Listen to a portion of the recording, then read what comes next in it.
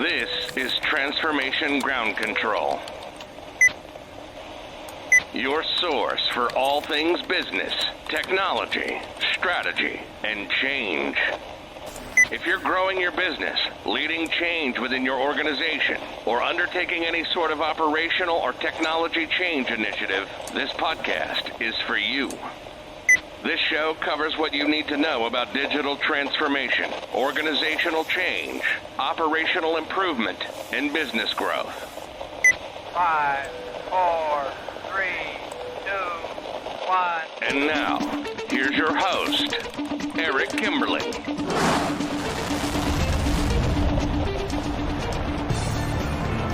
Hello, welcome to Transformation Ground Control, episode number 88. This is the podcast that has everything to do with digital transformation, including the strategy, people, process, and technology sides of change.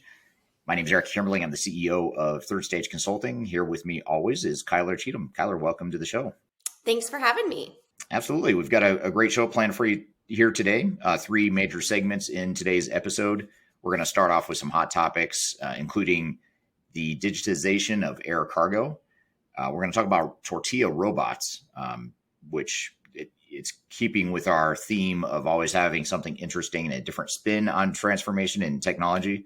So we'll talk about Tortilla robots in those hot topic segments, as well as mission critical networks in Industry 4.0. So if you're a manufacturer or otherwise interested in Industry 4.0, that'll be a good conversation you won't want to miss. And then we're going to talk about Navy SEALs and company culture GPA. So we'll talk about the impact or the lessons from Navy SEALs and how that can affect company culture. So those will be our hot topic segments to open up the show. And then later in the show, we're going to have our first guest, who is Adriana Girdler, who's a project management expert and a trainer and author and YouTuber.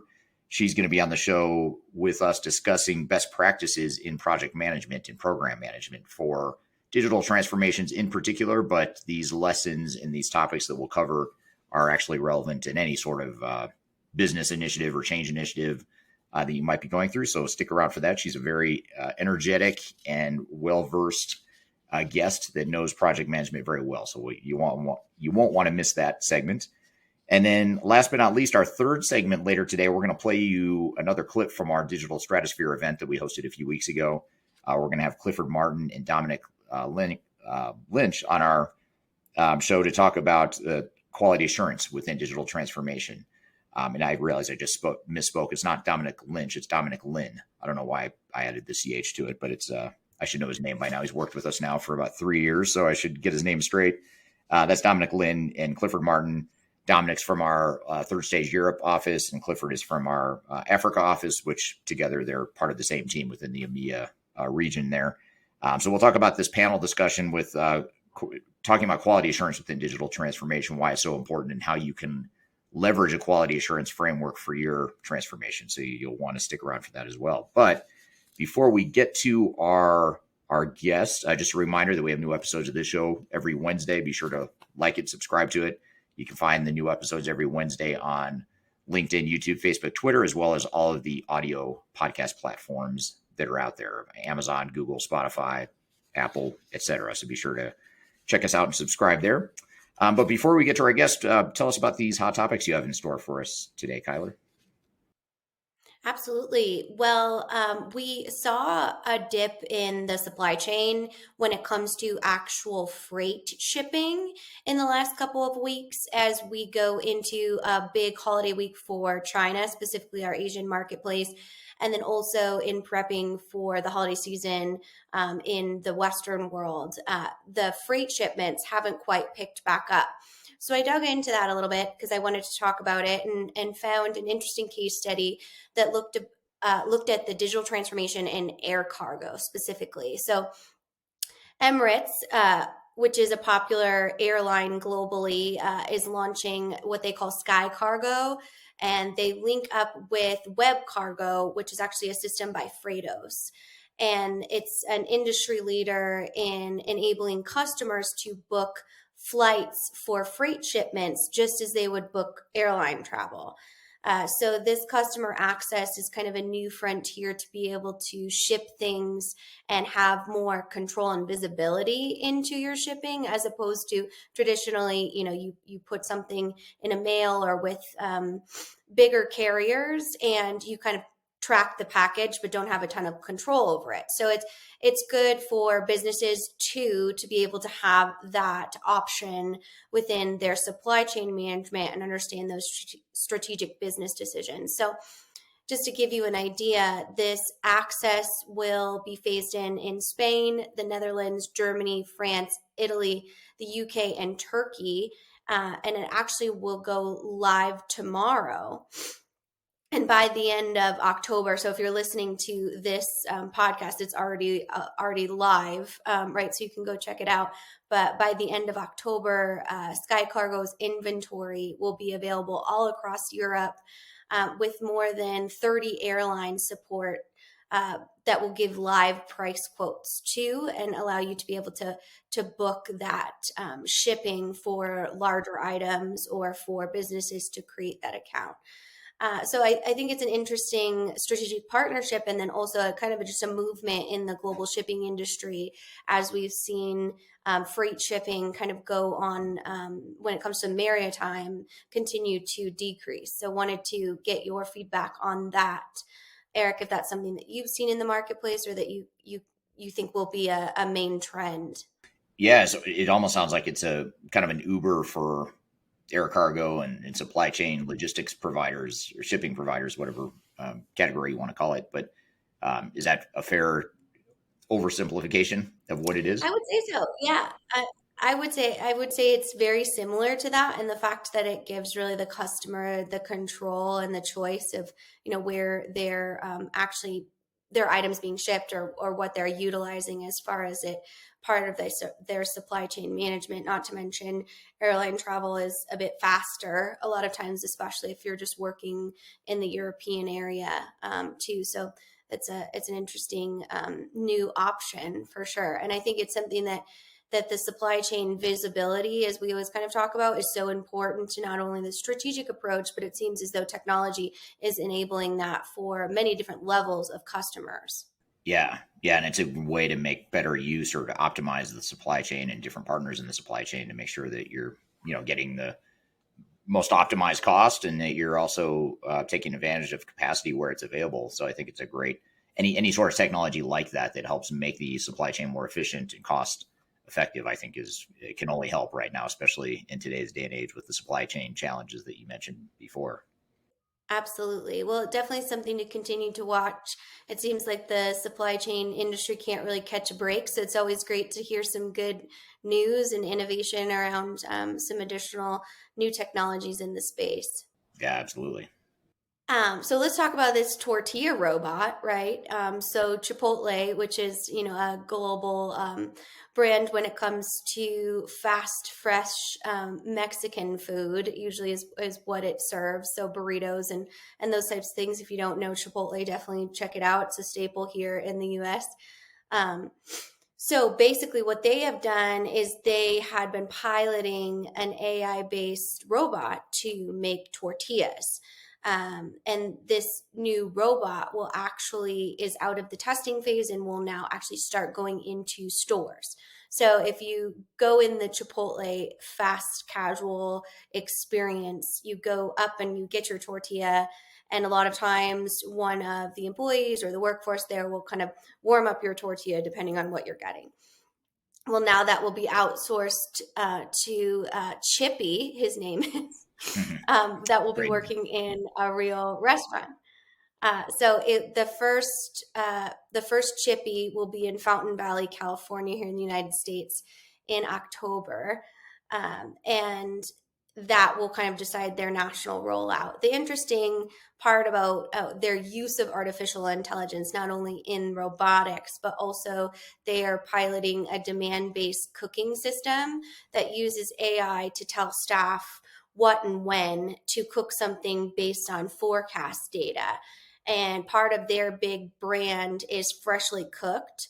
So allowing employees to have better visibility into what that forecasting might look like when preparing fresh food is something that they're also piloting as well at 8 locations in Orange County, California. So definitely some interesting kind of food and beverage based new technology in that world. Yeah, and using data and artificial intelligence to better predict and better manage the flow or the ebbs and flows in supply and demand. Seems like that's a smart use of technology there. When you said chippy, though, I don't know why it reminded me of this, but in the past we've talked on this episode about what was that annoying little paper clip that would used to pop up in Microsoft Clippy. Outlook? Clippy. So I was getting Yeah. confused for a brief second. I thought you were talking about Clippy again, and I thought, oh no, why is Clippy from the early 2000s? Why is he making a resurgence or a reappearance on our show? But it turns out you're talking about something totally different and more modern than Yeah. Clippy. So Yep. that's good to hear. Clippy. Even though I feel like all 80s babies have like a soft spot in their heart for Clippy. We really did grow up with him in the Microsoft world. And I know he tried to make a very failed attempt at a comeback a few years back, but I think I would prefer Chippy over Clippy if I had to choose, just for the whole, tortilla Chipotle food Right. option.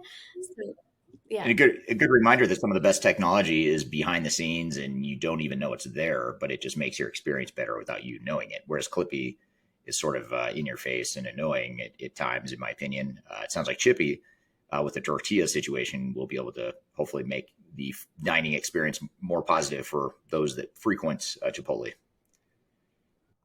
Yes, absolutely. Well, on more of a serious, less, I guess, food driven note, there's been some movement, Eric, in the mission critical network and Industry 4.0.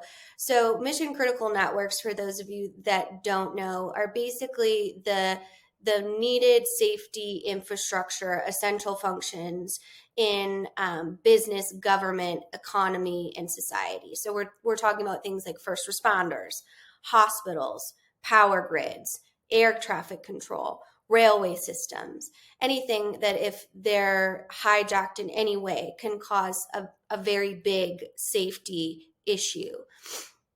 So basically, any degradation or outage within power grids across the United States, across the world, can lead to life-threatening risks. So a lot of what the work has been done in Industry 4.0 and setting the infrastructure for what that looks like is moving these mission essential critical networks to a very high secure ability to communicate and stay functional. So I wanted to share some global case studies around this.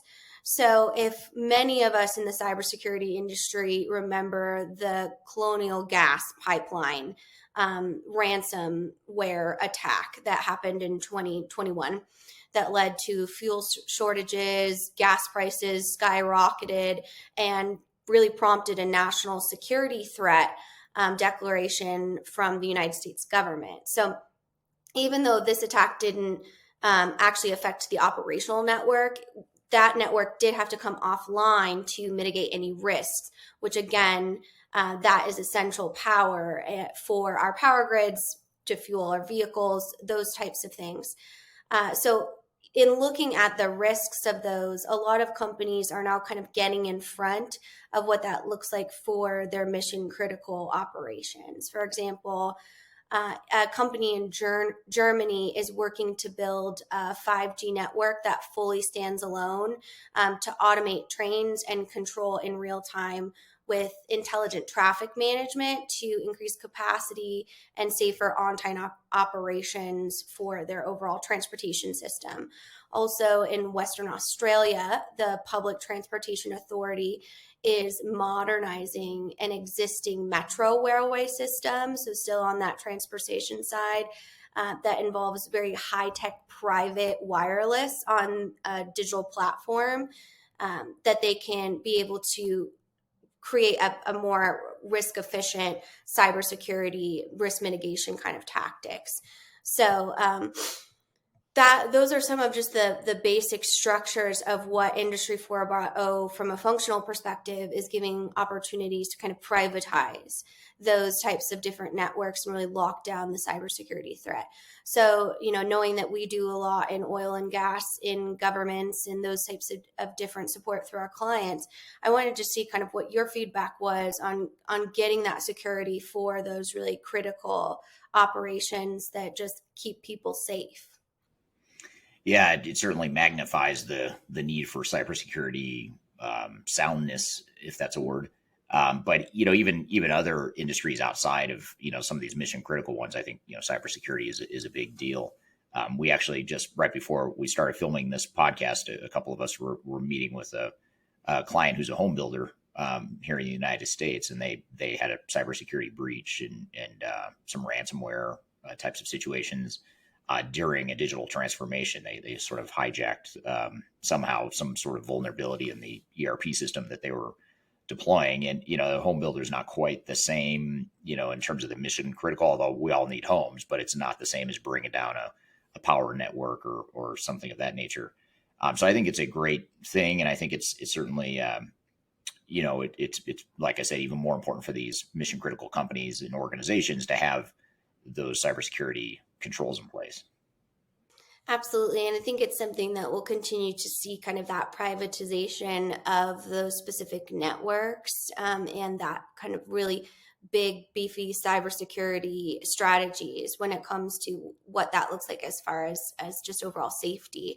And it will be interesting to see how governments and regulations actually play into that from a compliance perspective too, as we've seen a lot of global governments start to have cybersecurity specific legislation about how they need to protect their financial institutions, how businesses need to protect customer data, those types of different things. So I think it kind of all wraps into the overall master data management evolution in the digital transformation space.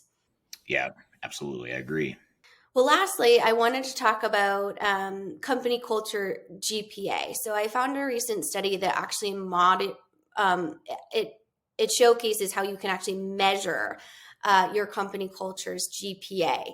And so here GPA means grade point average. So that's what they're trying to put specific KPIs and actual quantitative data around company culture and how you measure that. So this study actually follows the Navy SEALs system that they use to understand their operations. And what this looks like is the senior command operator will grade themselves on different fields for their jobs and mindset. And the system is from 1 to 5. So basically, if I asked you, can you make tortillas? If you said 1, you would have no idea what a tortilla is, no idea how it's made of, what the ingredients are. If you are 5, you're, chippy, hyper level. I am a professional tortilla maker, a subject matter expert in that area. So it's a way in which you can kind of rate that. And I'll share some of the KPIs that this study looks at. It looks like attitude, mindset, goal completion, network, financial intelligence, resourcefulness, leadership and empathy, team communication and culture, professional knowledge, development, discipline and consistency, time management, recharge time, and then also it measures family life too outside of that. So it asks 6 key questions. So I thought I would ask you some of these questions, Eric, on the spot, because I always like to do that, and see kind of how you felt about your measurement. So this is basically the 6 key questions to measuring culture. So the first one, maybe we'll just do 2 or 3 here for time's sake, but it is, what is your why for what you do, and why is it that important to you? And you're looking for a quantitative rating, not like a qualitative answer, right? No, yeah. So this one would be the qualitative part. So you would answer this one in actual words as opposed to numbers. Okay, and obviously this is for third stage consulting, right? For our company. You're asking this. Is that correct? Whatever you want to answer. Okay. Do you have any other companies, or like? Yeah, well, I didn't know if it was like a personal thing, like whatever. But yeah. So yes, bear with me.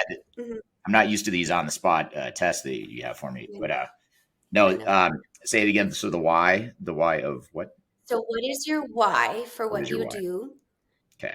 and why is that important to you? Okay.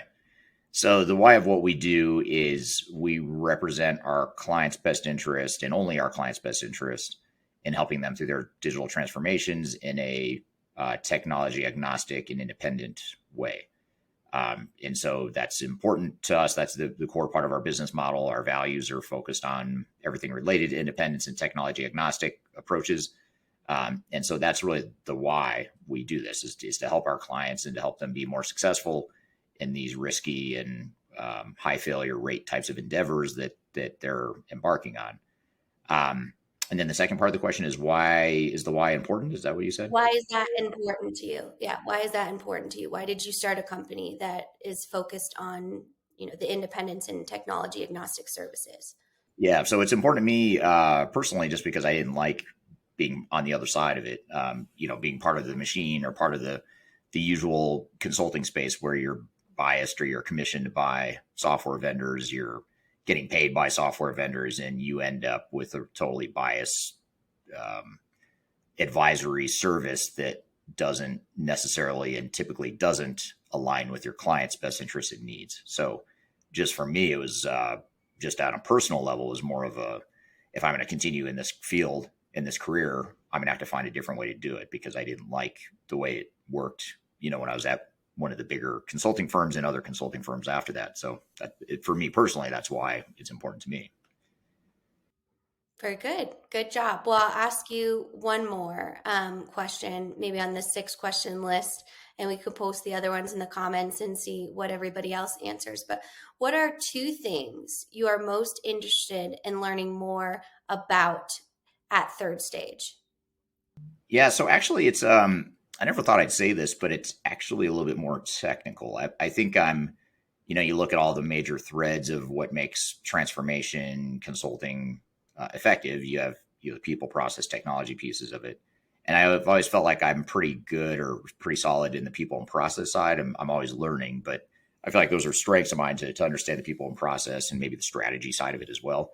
But I'm not as technical as I could be. So there's, just trying to learn more about data and architecture or integration and just some of the emerging technologies that are coming out in the space. I'm really intrigued by the way technology is changing. And I'm not talking about like ERP systems and how they're evolving, which is of interest, but I'm talking more, some of the newer, just totally different types of technology like RPA or, data lakes and interoperability types of software. I mean, there's all this stuff that's coming out that doesn't fit neatly in a box that we like to put things in the consulting world. But they're really, potentially game-changing technologies out there. So I think just learning more about the technology space and some of the newer technologies is something that's always of interest to me in recent months and years. Good. Well, excellent. Well, it seems like you have a high company culture GPA. I don't know. I mean, we'd have to go through all of these to really measure it. Right. But I think the importance of this overall research is just showcasing the ability to measure culture and the importance behind actually going through this exercise employee by employee, because some things, especially as a leader of the business, might surprise you. Right. Absolutely. Yeah. Well, thanks for that. And speaking of company culture GPA, no, that's not going to work, is it? I was going for some sort of transition into our next guest, but it's not going to quite work. Although we are going to touch, we'll touch on culture. We'll touch on change management, I'm sure, at some point in this conversation, because we can't seem to have any conversation here at Third Stage or on this podcast without talking about change management. But regardless of whether or not I have a clean transition or not, which I don't, clearly, we are going to bring on our next guest, which is Adriana Girdler. So we're going to have Adriana Girdler on, who's a author, YouTuber, trainer, and consultant, and she specializes in project management. So we're going to talk about best practices in project and program management, particularly focused on how project and program management can enable a more effective digital transformation. So we're going to have her on the show to chat about that. But first, we'll take a quick break. You're listening to Transformation Ground Control.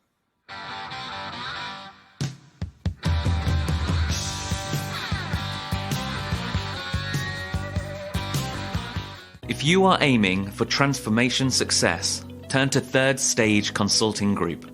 Third Stage's independent and technology-agnostic consulting team helps clients define their digital strategies, define their roadmaps, and manage their transformations. With offices in the US, Europe, and Australia, our team helps the world's most forward-thinking organizations through their transformation pitfalls and risks. If you are embarking on a digital transformation or business change initiative, contact Third Stage Consulting to see how we can help you reach the third stage of transformation success. Learn more about us and download independent reports, videos, and other best practices at thirdstageconsulting.com.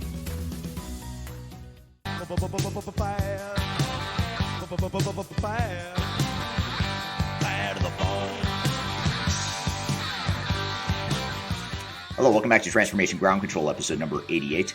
My name is Eric Kimberling here with Kyler Cheatham. You can find new episodes of this show every Wednesday on YouTube, LinkedIn, Facebook, Twitter, as well as audio podcast platforms as well. All the leading ones that you might turn to, like Apple, Amazon, Google, etc.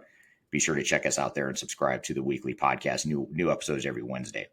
I'm excited for our next guest. We're going to have Adriana, a first-time guest on the show, Adriana Girdler, who is an expert in project management. So we're going to talk about best practices in project management, lessons learned from project management, just some basic definitions of what project management is and how it differs from program management, and really what are some of those first steps you can take to deploy more effective project management in your digital transformation. So with all that being said, Adriana, welcome to the show. Hey, you're very welcome. Thank you. And I see that I have another Canadian on here as well. Yay. Yeah, there's at least two of us here from North America. Make that three now. We've got Michelle from Denver here as well. So yeah, a couple of Canadians, a couple of Americans, and other countries as well. Argentina, India. It's great. Awesome. Yeah. So Adriana, I learned about you, or I found out who you were, or just got to know you, I guess you could say, through your YouTube channel, some of the other social media stuff that you put out there. You put out a ton of content. You have a good following. Yeah. But maybe just tell us a little bit about your background, sort of what it is, how you grew up in the project management space, and more specifically, what you do now. I do love that. I grew up. It's so true. Well, yeah, 100%. I'm Adriana Girdler, and I am president and CEO, that's Chief Efficiency Officer of Cornerstone Dynamics, and we're a consulting firm as well. And we are a project management and a process improvement consulting firm. So I've been doing what I'm doing, obviously, in my consulting firm for close to 15 years, but this world for other organizations since I graduated. So I've been doing this for a very long time. You're supposed to say you don't look it, but that's okay. You weren't fast enough, Eric. No, but joking.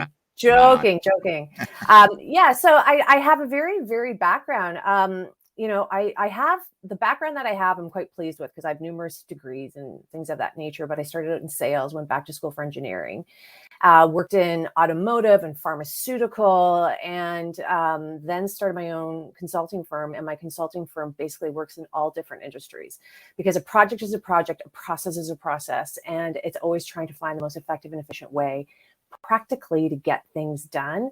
Because that's what it's about when we're in the business world, is how do we get our initiative and strategies and how do we proceed to move them forward in a way that's actually going to deem to be successful.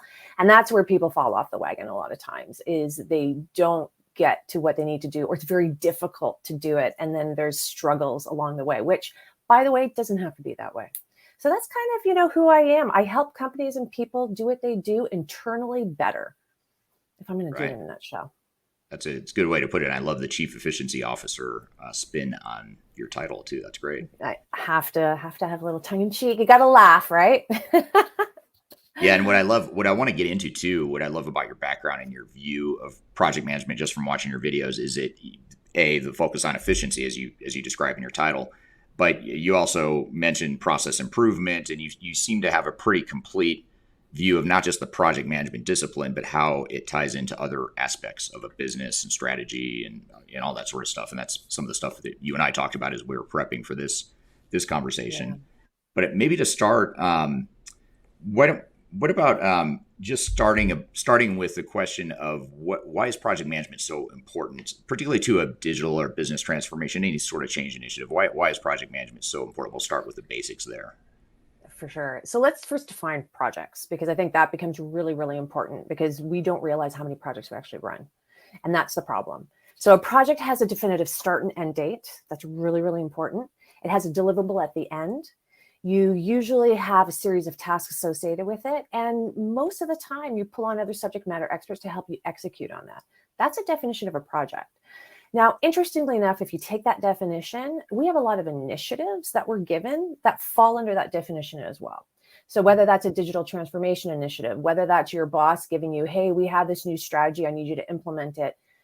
Based on that definition, that's a project. Now, what happens is when we think of projects, we think of these very large initiatives that, of course, you need project management around it. And the answer is yes, of course you do.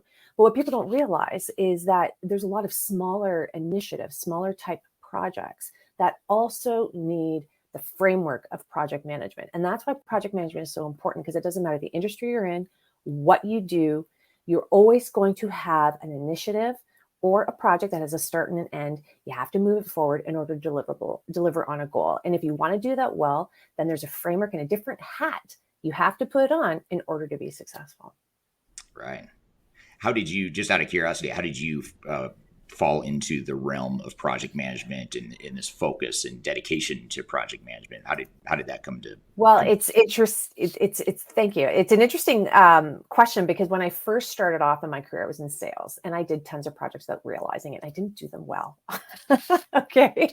At all. Because I was wondering, why isn't this working? Because you're not thinking in the right mindset. So when I went back to school for engineering is a very it's just a profession that falls into projects naturally, because everything you do is a project. You have to create, you have to develop, and so everything's a project.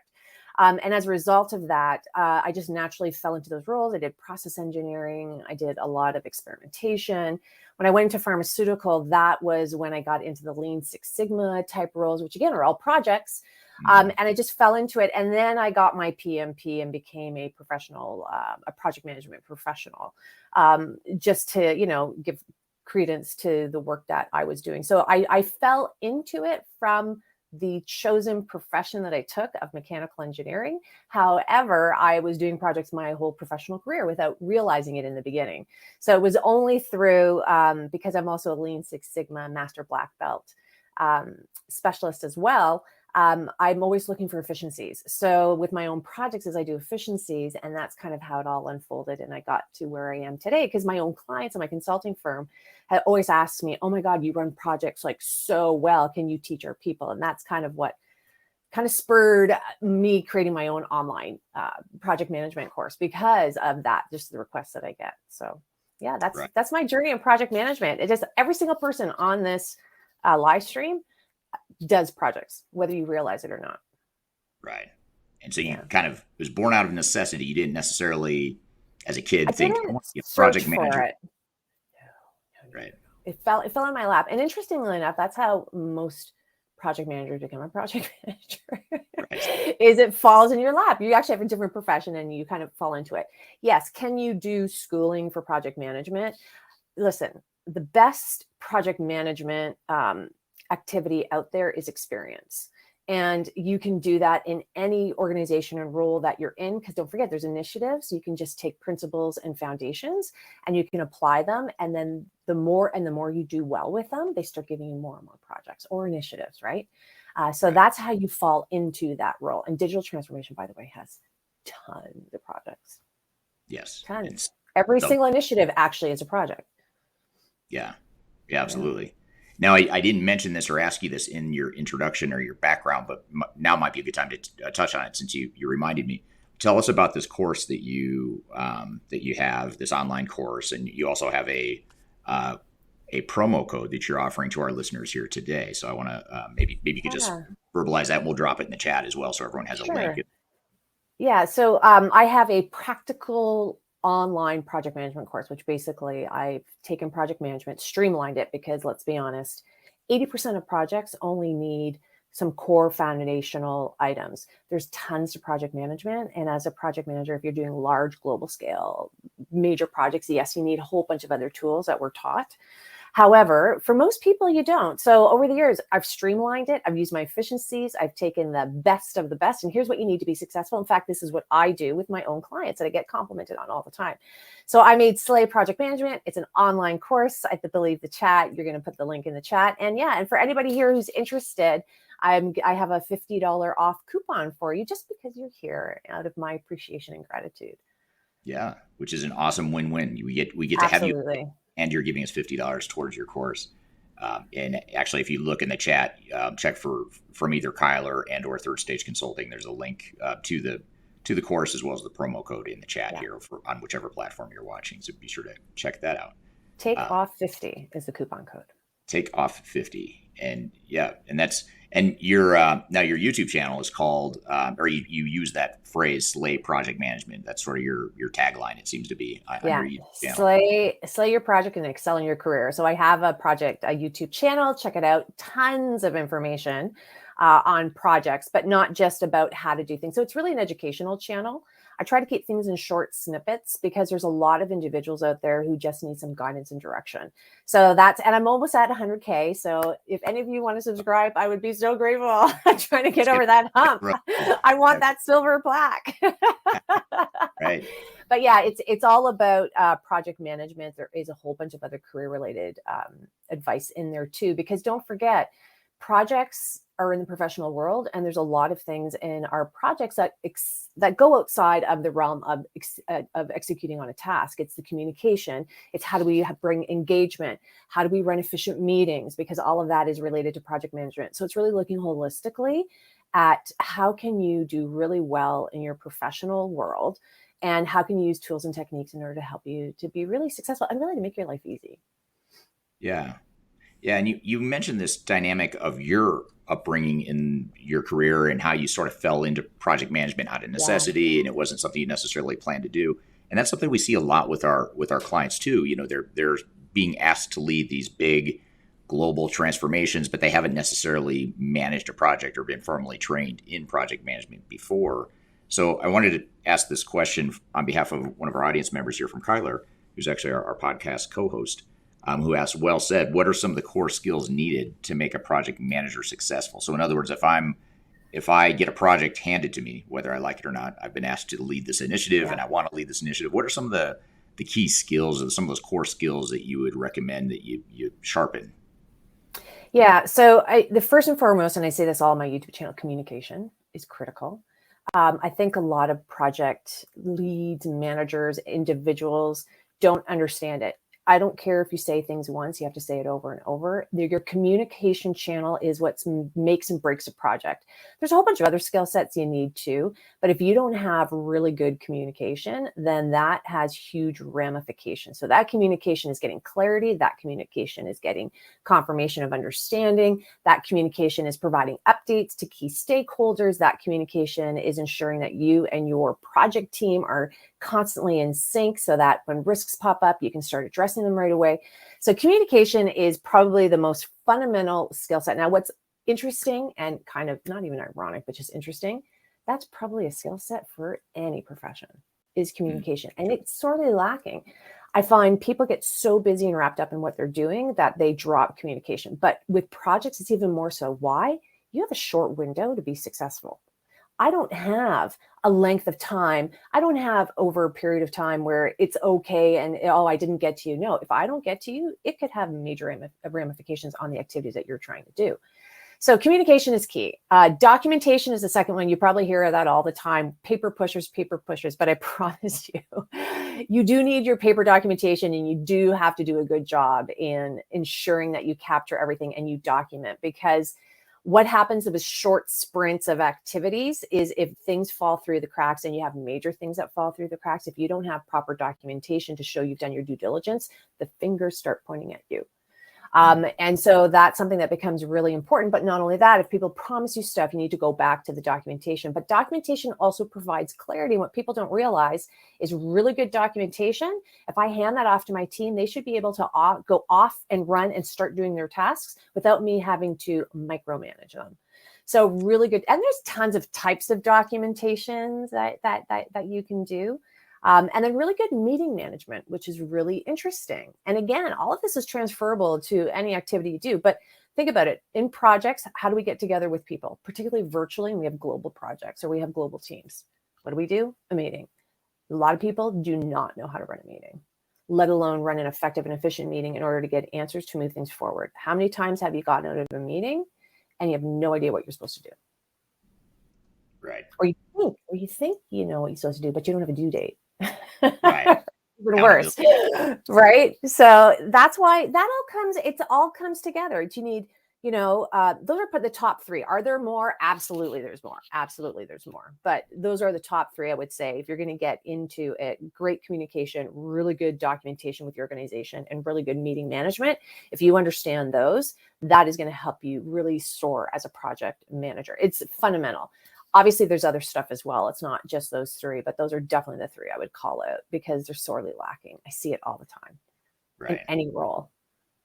Yeah. And it seems like, a lot of what you're talking about is relevant, whether you're a consultant or service provider that needs to manage projects on behalf of your clients, or if you're an internal stakeholder at a company that's going through a transformation.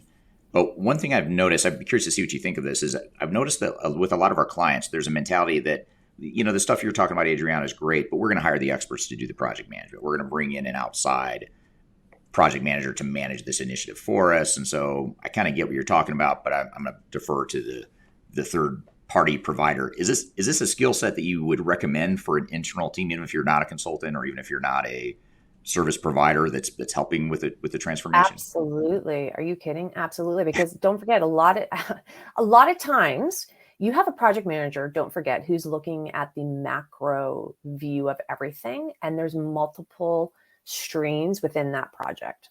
Okay. Particularly digital transformation. It's not just one person executing the project and a project manager overseeing that person. You probably have software developers, you have your marketers, you have your trainers, you have operations, like you have all these streams with different individuals. Those individuals who are on your project who've been chosen are not the ones who are solely going to execute the tasks. You may have a representative, like a manager, who's on your project, who's going to pass those tasks off to other people. What I just said flows through the hierarchy, flows through from a project manager all the way to the core team members and to the other individuals who may not be on the core team, but have to execute on some of those tasks, whether that's an internal person or an external hired individual as well. So there is this flow that needs to happen and expectations that really need to be set up in a proper way. Sometimes people think of a project manager as a tactical taskmaster. That's not the case. It's actually a strategic role. And I think that gets missed. I'm constantly strategizing where we need to go, how we need to do it. Yeah, there's a tactical element to it, but I got my tools and techniques that I put that out.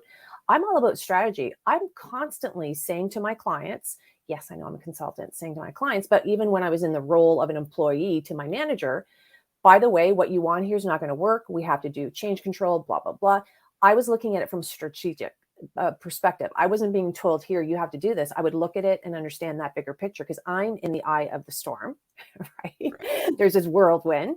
And I need to tell those, particularly outside external steering committee members, senior executives, managers who don't understand it, but I want to scope creep or gold plate items. Like, no, you can't have that. And if you're going to change something, we got to look at scope, time, and budget. Let's look at our priority matrix and let's understand how we're going to do that. And there becomes a negotiation that gets associated with it. And that's something that I find a lot of leads and junior people, or those who don't have experience or don't have the right tools or techniques, start to just think, oh, I have to do this. I'm a taskmaster. I'm a tactical person that just executes what I'm told. The answer is no, you're not.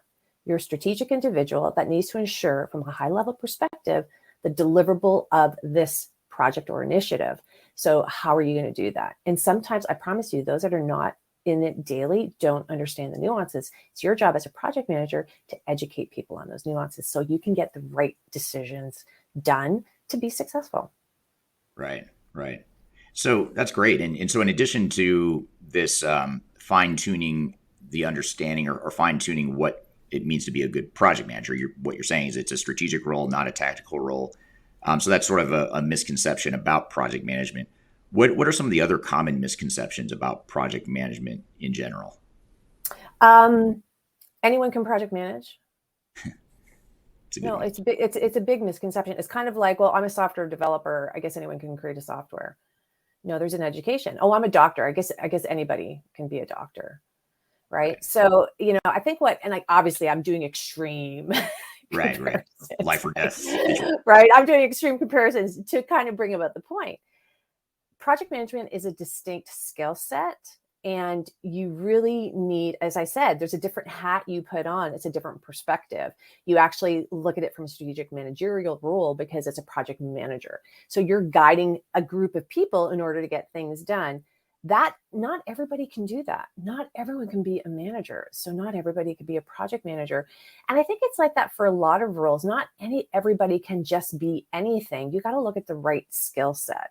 And that is, first of all, do they have great organization? Are they able to, herd cats? Like how many times have we been told that? Can they herd? And how do you convince people who don't report into you directly, but have a manager and everything they do is tied to their bonuses and stuff like that, if you have that, then start doing what you're asking them to do, and for them to be committed to your project when they don't report directly into you? That's a skill set.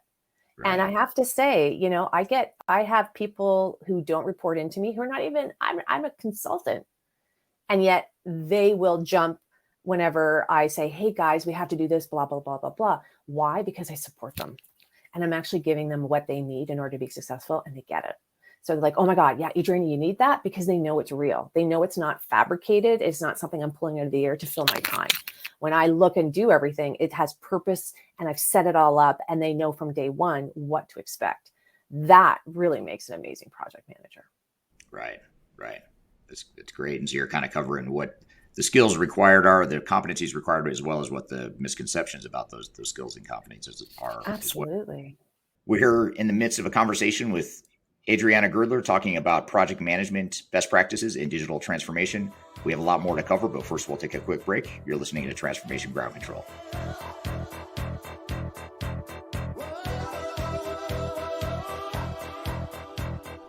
If you are aiming for transformation success, turn to Third Stage Consulting Group. Third Stage's independent and technology agnostic consulting team helps clients define their digital strategies, define their roadmaps, and manage their transformations. With offices in the US, Europe, and Australia, our team helps the world's most forward-thinking organizations through their transformation pitfalls and risks. If you are embarking on a digital transformation or business change initiative, contact Third Stage Consulting to see how we can help you reach the third stage of transformation success. Learn more about us and download independent reports, videos, and other best practices at thirdstage-consulting.com.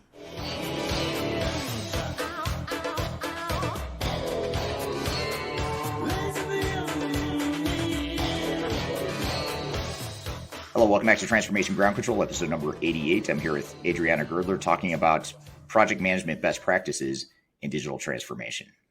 So here's getting a little bit more tactical. It's still strategic, but we're getting a little more tactical here on this question from Gassan over on LinkedIn. What are some recommendations to minimize scope creep? And maybe you could first talk about why is that so important to manage scope, and secondly, how do you creep? So why is it so important to manage scope? Because it's so easy for someone who's not part of the project to say, just add that in.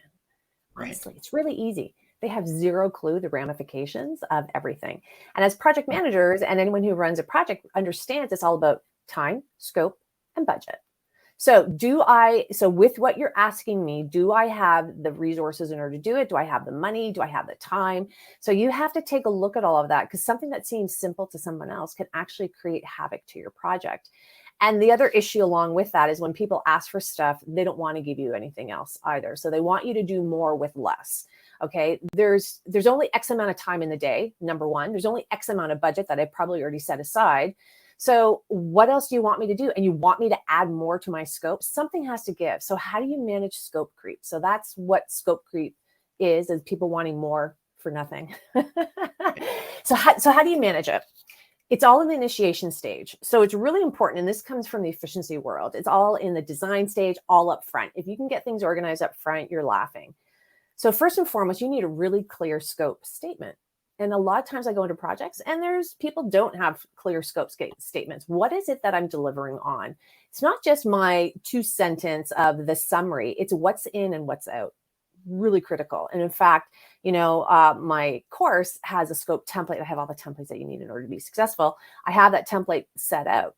The other aspect is once you get really clear with what you have to do, you have to connect it with a sponsor and make sure that they're aligned with it. The second thing that you do is a priority matrix. A priority matrix is a tool and technique we use all the time. I use it outside of projects to say, okay, you want this initiative? Let's talk about what's a constraint? What can we optimize? And what do we have acceptance to change? Because a lot of times you go into corporations and everything's a number one priority. So if I have to shift something, when I need to shift something, where can I go? So you can only pick one. What's the one constraint? Is it time, scope, or budget? And you do this at the beginning when everyone's really nice and they're polite and you're forming as a team and they're not going to challenge you and they're going to give you the answer and all that stuff. So you do it all up front. So what is your constraint? Is it a budget? Great. Just tell me that I can't change my budget. But then what can I optimize? Is it time or scope?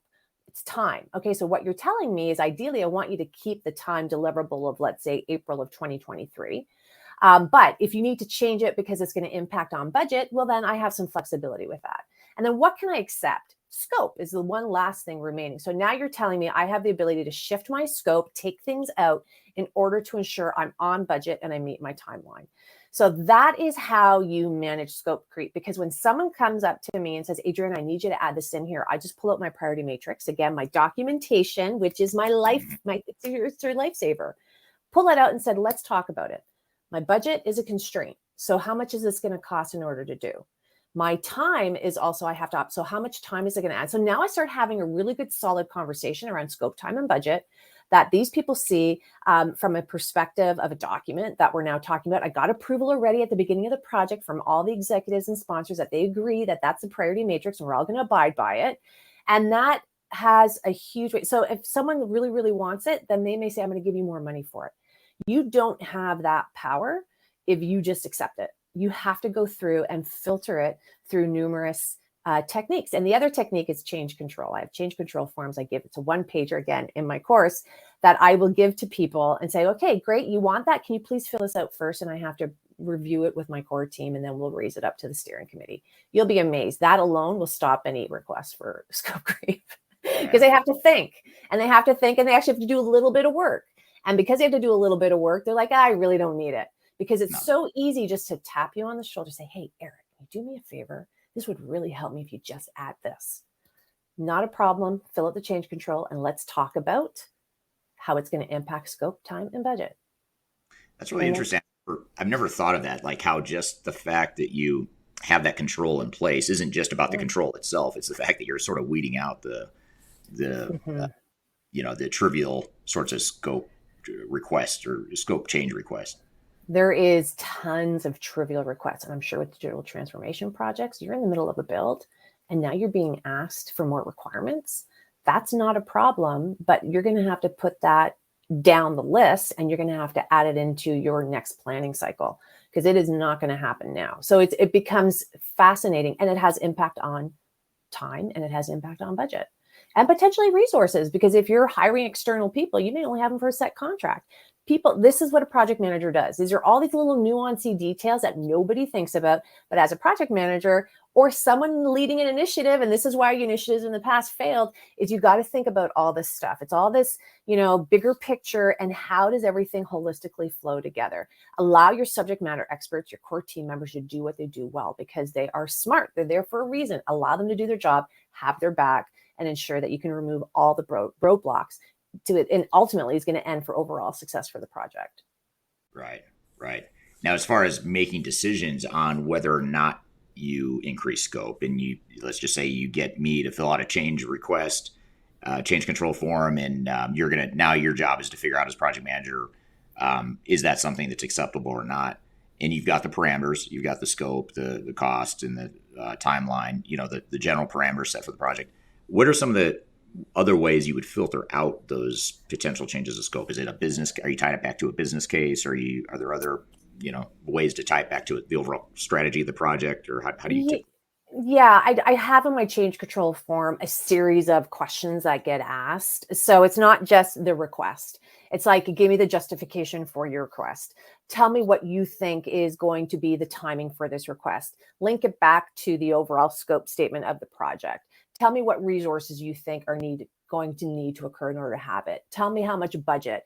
And now tell me the pros and cons associated with this request. If it occurs, what is it going to give us? If it doesn't occur, what is it going to give us? Because that's now strategy, right?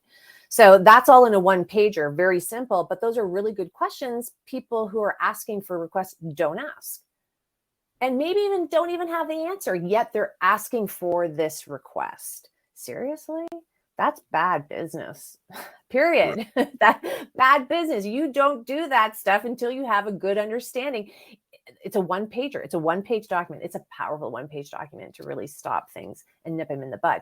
But if someone fills it out, my God, good for you. I really appreciate that. Thank you so much. I'm now going to take it to my team and we're going to vet it. And I'm going to probably raise it up to the steering committee, say, hey, we have to add this. There's nothing wrong with adding things to projects. Nothing wrong with it. When we do it willy-nilly or we don't look at the overall impact it's going to have on scope, time, and budget, which again is that Trinity triangle we have in project management, then that's what gets us in trouble.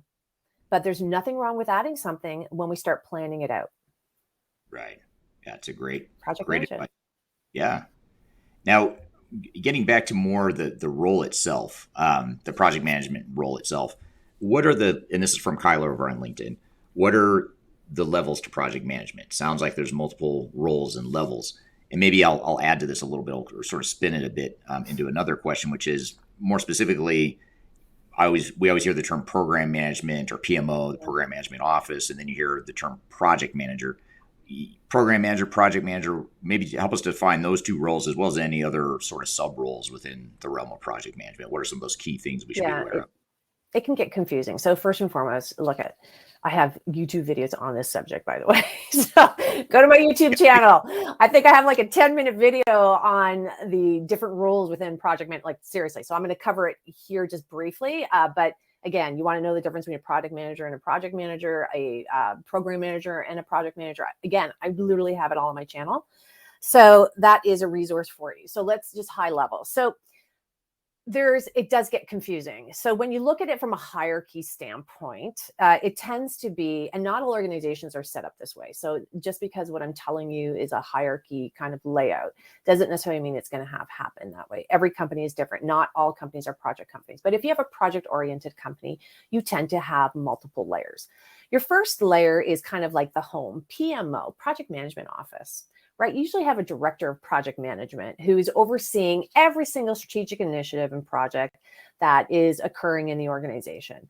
Then and that's usually a director related level. They usually hang out with senior executives. In the ideal world, they should be of equal equivalence to senior executives so that they can challenge the senior executives and not feel like they have to take on every single project initiative that's asked. They look overall with all our resources that we have in this organization and everything that we want to do.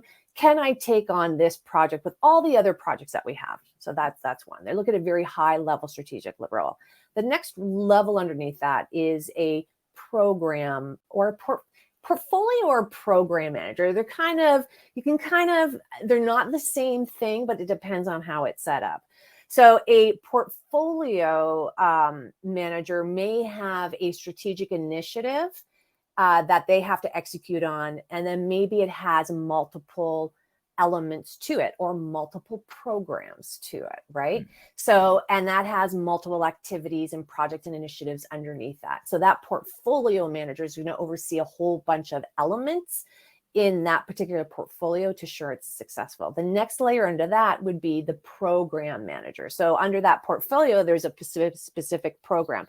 That program now may have different initiatives that all relate together, right? So, and may have multiple projects that all relate together and that have project managers running those projects. So that program manager is now making sure that they all relate. And it's just taking the role of project manager and scaling it up in a greater context. That's really all it is. So everything you learn as a project manager gets scaled up in a greater context, depending on how you're doing it. So you still need all the tools, you still need all the techniques. You just place them, you just look at them slightly differently in a greater role and probably a broader role because you have a lot more that you're looking at, not just a project where a project manager oversees one initiative that they've been assigned. Now, it's not to say they won't have multiple projects, but they've been assigned, and that's what they look after to make sure that it's executed. And they could either roll back up to the PMO, they may roll up to a program manager, they may roll up to a portfolio manager. Again, it's depending on how everything's set up. But if you understand the fundamentals of project management, you can go into any of those roles. It's just that it's a lot more work and it's greater scale. That's all. Right. It's really that straightforward and simple. Yeah, that makes total sense. And you were talking earlier about communication and some of the skills required to be successful. And this is a really good question, or maybe a comment that I want to get your opinion on, Adriana. And this is from Fernando on LinkedIn. He says, emotional intelligence to be able to manage as a project manager is not easy when the knowledge and experience are mostly technical.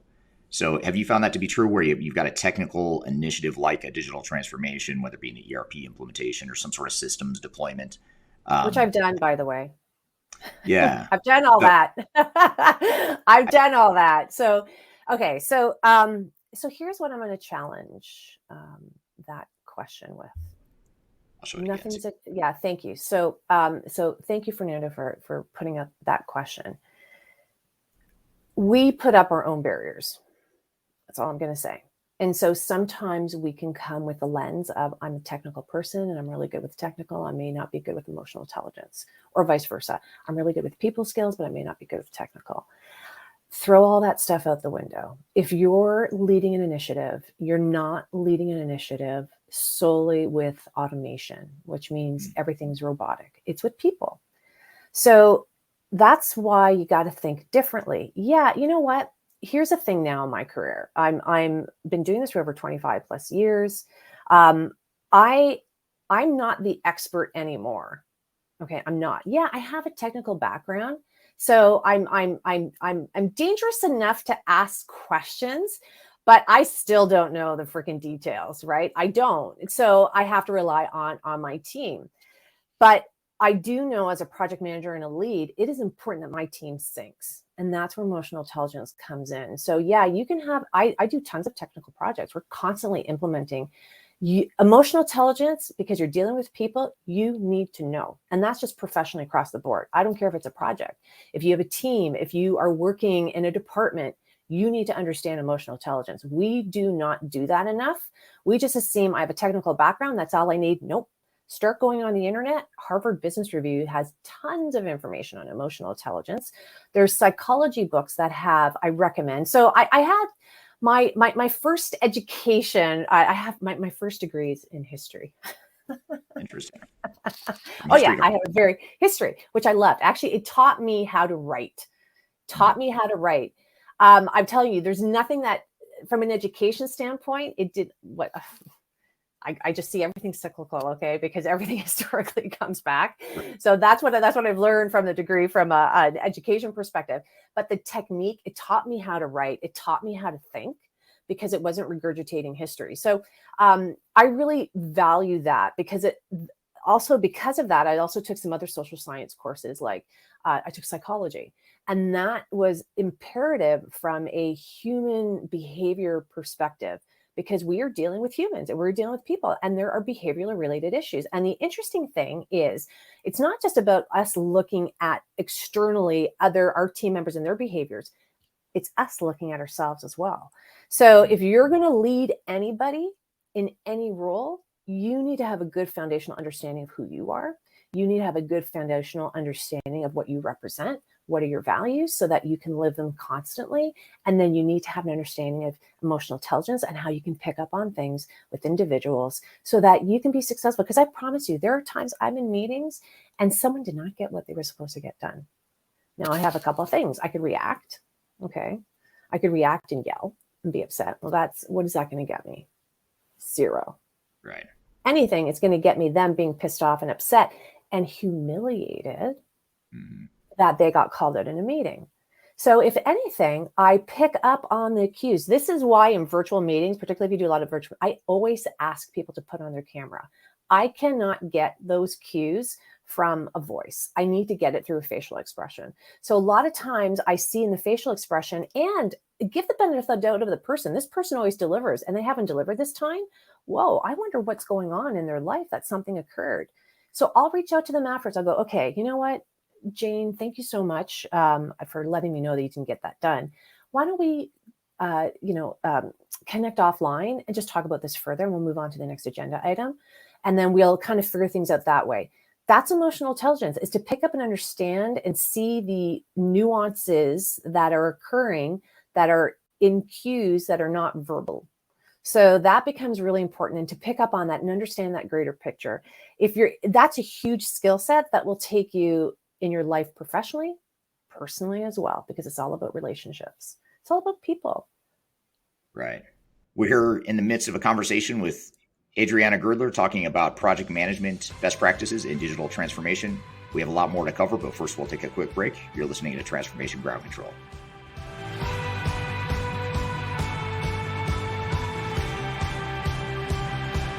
If you are involved in any sort of digital transformation or business change initiative, you will want to download the 2021 Digital Transformation Report.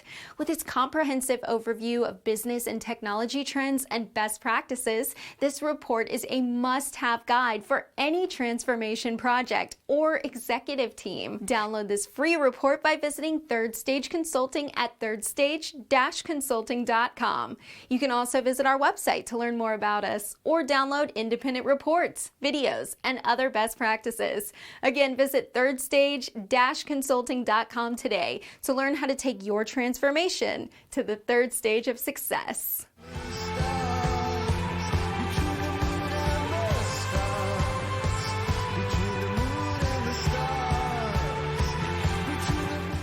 Hello, welcome back to Transformation Ground Control, episode number 88. I'm here with Adriana Girdler talking about project management best practices in digital transformation. Now, on the flip side of that, sort of shifting gears from the emotional intelligence piece and some of the intangible aspects or the soft side of project management, what about the other side of this? And you were sort of alluding to the fact that you're not an expert in any one technology or technology in general, but you could still be a very effective project manager. 100%. But this question from Alexa over on LinkedIn is, as a project manager, can you abstract away the tech, or is it beneficial to understand the tech or the domain you're working in? So the answer is yes to both. You can do both. All right. It's who you are as a person. I am a knowledge seeker. I love knowledge. And I like to understand what I'm dealing with. I don't need to know the nuances and the full details. I'd like to understand what I'm dealing with. So I do a lot of tech projects. with a lot of software development. I am not a software engineer. Okay. Sometimes those things go way over my head, but I'm really good at what I do. And I'm not afraid to say, I don't know. And can you educate me? So a lot of times in meetings, I let people know, look, my expertise is to give you this big picture, is to manage everything, to make sure we're on track. That's why I do a lot of the documentation, the organization. Again, there's templates. I'm going to throw you back to my course because it's good for project management, any initiative. I know, shameless plug, but I'm letting you know, it's like, this is what I do. So as long as I get all that organized, I then start working with individuals to understand a little bit better. Because if I have to develop my action plan, my WBS action plan, I need to have an understanding of how things work. So I will spend time with people. And a lot of times people throw out acronyms and stuff like that. And I'll go, you know what, guys, you'll have to forgive me. As your project manager, I just need to have an understanding what you guys are talking about. Can someone explain that to me, please? And they will. And then all of a sudden I get to know more, and you start to pull out all these little nuggets. And again, I don't need to have all the answers. I just need to know enough to be able to challenge. That's all. And saying, okay, and connect the dots, because that's my job, is to connect the dots, right? And to help my team and to help them think a little bit differently too, because sometimes technical individuals, again, I'm broad stroking here. Not everybody's made of the same paintbrush, can have tunnel vision and can say, it has to happen like this. And so my job is to say, okay, look, we have a time constraint. We now have to do kind of things in parallel. We have to be a little more agile. And I'm not talking about just agile methodology, because that's another thing as well. But we have to be a little bit more agile in our approach. And I'm going to help you remove those roadblocks. And let's maybe think of a couple of things, not have tunnel vision, but let's see how we can take it out and share that bigger picture. That becomes really powerful. Yeah, and it seems like as you're talking and as I'm sort of unpacking everything you're saying here, it seems like as a good project manager, you really have to have a pretty broad understanding of multiple things. I mean, not just technology, not just emotional intelligence, but also process improvement and change management and data migration, integration. You think of all these different things that happen in a big initiative, and you can't know it all, You right? And can't. to your point, you can't in each of these areas, but you kind of have to know how that all ties together, the technical pieces, the process pieces, the people, human sides of things. And how do you manage that? I mean, that's a lot for a So project manager it, to it really. is, and you don't have to know it all on day one. Okay. Like, what do we Right. learn for softer skills? It is okay to say to someone, I'm learning. I don't have all the answers. I need your help. If anything, that actually connects people more to you because they go, because now Right. you've just put some responsibility on them. You didn't have the Right. assumption, right? So over the years, I've done so many different types of projects. So now I look at, as I said, over 25 plus years, I have a shitload of experience. I'm so sorry if I swore. I shouldn't have swore. I have tons of experience, tons. You're not the first. So the experience builds, right? But even when I go into a project, I'm still to this day given new initiatives. I have zero clue. So how do I handle that? Well, I have obviously experience and wisdom from over the 25 plus years, but this is where project management now comes into play. When I'm given a project, I don't kick it off immediately. I spend 4 to 6 weeks hanging out with my sponsor, hanging out with my clients, speaking to subject matter experts who are probably going to be on the project anyway, collecting my data that I need to fill out my project charter, which talks about the justification of the project, which talks about the layouts, the expectations, the scope statement, what's in, what's out, budget constraints, timeline. So I actually do a lot of preparation work, which educates me. And the sponsor, there are people out there who know, and sometimes maybe not everybody knows full start to end, but it's my job to pull it out and piece it together. So I have this package now, and I get it approved by senior executives and steering committee. And I've learned this over the years. Do not move forward on a project without getting all your ducks lined up in a row, at least benchmarked. It's obviously going to move as time progresses.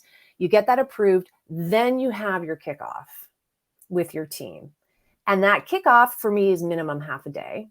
And I would go through the charter, we answer questions, we'll create our project plan. Why? Because we have all the information. And then literally the next day they can start working. It is powerful. It is huge. That's how I run my projects. I tell people who now hire me, and even when I worked in organizations, that's how I did it. I would always push back on the executives. Do you want this done well, or do you want it fast, or do you want it done well? If you want it fast and you're pushing me to get it done, I promise you I'm going to come across tons of issues because you're not giving me the time to plan and prepare to set this up correctly. And now with clients, I go, look, I have a way of working. If you want to hire me, you got to follow my way of working. Are you okay with that? And if they can't, I'm saying, well, then that's okay. Find a different project manager. But I'm letting you know that this is how I work. And it's if you can take that away and prep, it's like, think of it painting a room. You want to change the color, but you moved into a house, you bought a house. Oh my God, congratulations. Smoker used to live there. Damn it. Stinks. There's stuff on the wall. Are you just going to take a coat of paint and paint immediately? No. Why? Because it's not going to last. It's going to seep through. You're going to have issues. Okay. It's the same thing with projects. What do? Well, you move everything out. You wash the walls, you prep it, you prime it, then you paint. Paint is easy. Executing your project is the easy part. It's all the prepping and organization that if you do properly and well, and you do it up front, executing a project is easy. In fact, that's where all my hard work is. That's why I'm always like, oh, I can't wait for the project to get into a groove because, man, it just runs on its own. It really does when you do it well. Yeah. Well, what's funny about what you're saying is that it seems as though what you described as far as taking those 4 to 6 weeks or however long up front to prep, that may seem like you're slowing down, we're not making progress. But it seems like, in my mind, that's the faster way. If speed is important to you, then doing it the way you described, it doesn't feel like it in those 4 weeks. Maybe you might feel like, well, we're not hitting any milestones yet, or we're not seeing any progress in terms of building a new process or building a new technology or whatever the deliverable is. But you are setting up to where it can run more smoothly, and you run into a lot less issues to where you're probably going to finish it faster and cheaper than if you wouldn't have done that prep stuff up front. 100%. And the problem that people do is, oh my God, I got this initiative. I'm going to kick it off. team, come in here. This is what we have to do. And they all have questions, but you have zero answers. Okay, I'm going to get you your answers. And then 4 to 6 weeks go by because you still have to use that 4 to 6 weeks to get all those answers, right? That's what people don't realize. And then what happens? You lost the momentum. They're busy on other projects, right? They are now like, well, look, I don't have time for this anymore. And now you've just created more work for yourself because you now need to get new people. You got to bring them up to speed and the whole 9 yards. So it's like, look, you have to plan anyway. So you might as well plan before your kickoff and get all your information and connect with the right people. Because I promise you this, when I'm given my initiative from a client, executive, even when I worked in the organizations, they only had a partial picture. And their timelines were never realistic, by the way, ever. So when I did my prep work to get my charter, and there are a lot of times, and that's why as soon as I was done my charter, I would get senior executive approval on it because the time changed from what they thought it would be. The people changed from what they thought it would be. The scope I got locked down, and there's now some really clear ins and outs. And some of those assumptions that they thought was going to be in the project is actually out of the project. That's really important too. We talked a little bit about risk and assumptions, and we get clarity on roles and responsibilities. And it is critical. That's just going to help you. And obviously the priority matrix, what's constraint, what can I optimize, and what can I accept? That's all part of that charter. And so that becomes a really critical document that now, before I kick it off and get my team going, literally the next day. How cool is that? I just got you excited. Oh my God, we're here in this project, guys. I am so thrilled. I'm your project manager. We have ways of working. We have a charter. And as of tomorrow, we're going to start going. How does that sound? Oh my God, that sounds great. People want to do a good job, right? They don't have to wait 6 weeks, and I don't have to reinvigorate everyone and then probably have some people who don't have the time because they were given something else because they had free time, right? They don't. They just were waiting for you to get your stuff, organized. That's all. Yeah. It's really simple. I know. It's so easy. Why doesn't everyone do this? I know. Because you know what? People aren't taught. People don't know. They're not taught. This is not taught in school. And the templates and the way to do it, again, there's a streamline and a way to think of it. You're not taught this. And we think of project management only for big initiatives. But what people don't realize is project management is for all initiatives. Therefore, you can in my course, you can do it all if you have a really important project, or you can cherry pick and take a few things out, because I promise you, there's a lot of things in project management tools and techniques you can take and place to other things. Like I promise you, strategic planning, everybody better be doing a risk register on strategic planning, right? They don't. Right. And that's a project management 101 tool. Well, a secondary benefit of everything you're just describing, this whole thread we're on right now, is that if you do that planning up front, you've got the charter, you've got the change control process, you've got team roles and responsibilities clearly identified, you've got that linkage back to the strategy, all that stuff up front. Yeah. By doing that, not only is the project running more smoothly just because you've got the processes laid out and your internal resources can do a good job, to use your words, but also when you bring in third parties, when you bring in the consultants, the technical implementers, all that, now you've got a framework to manage them and hold them accountable rather than letting them run amok with the project, which is they're part of my team. And I think we forget this. So I come in to a project, and one of the things my clients always say is, Adriana, you know more about our company than we do. Because I really get involved. In fact, I start talking of we. Okay, we have to do this. Like I've become part of that company. And I'm not an employee, but you know what I mean?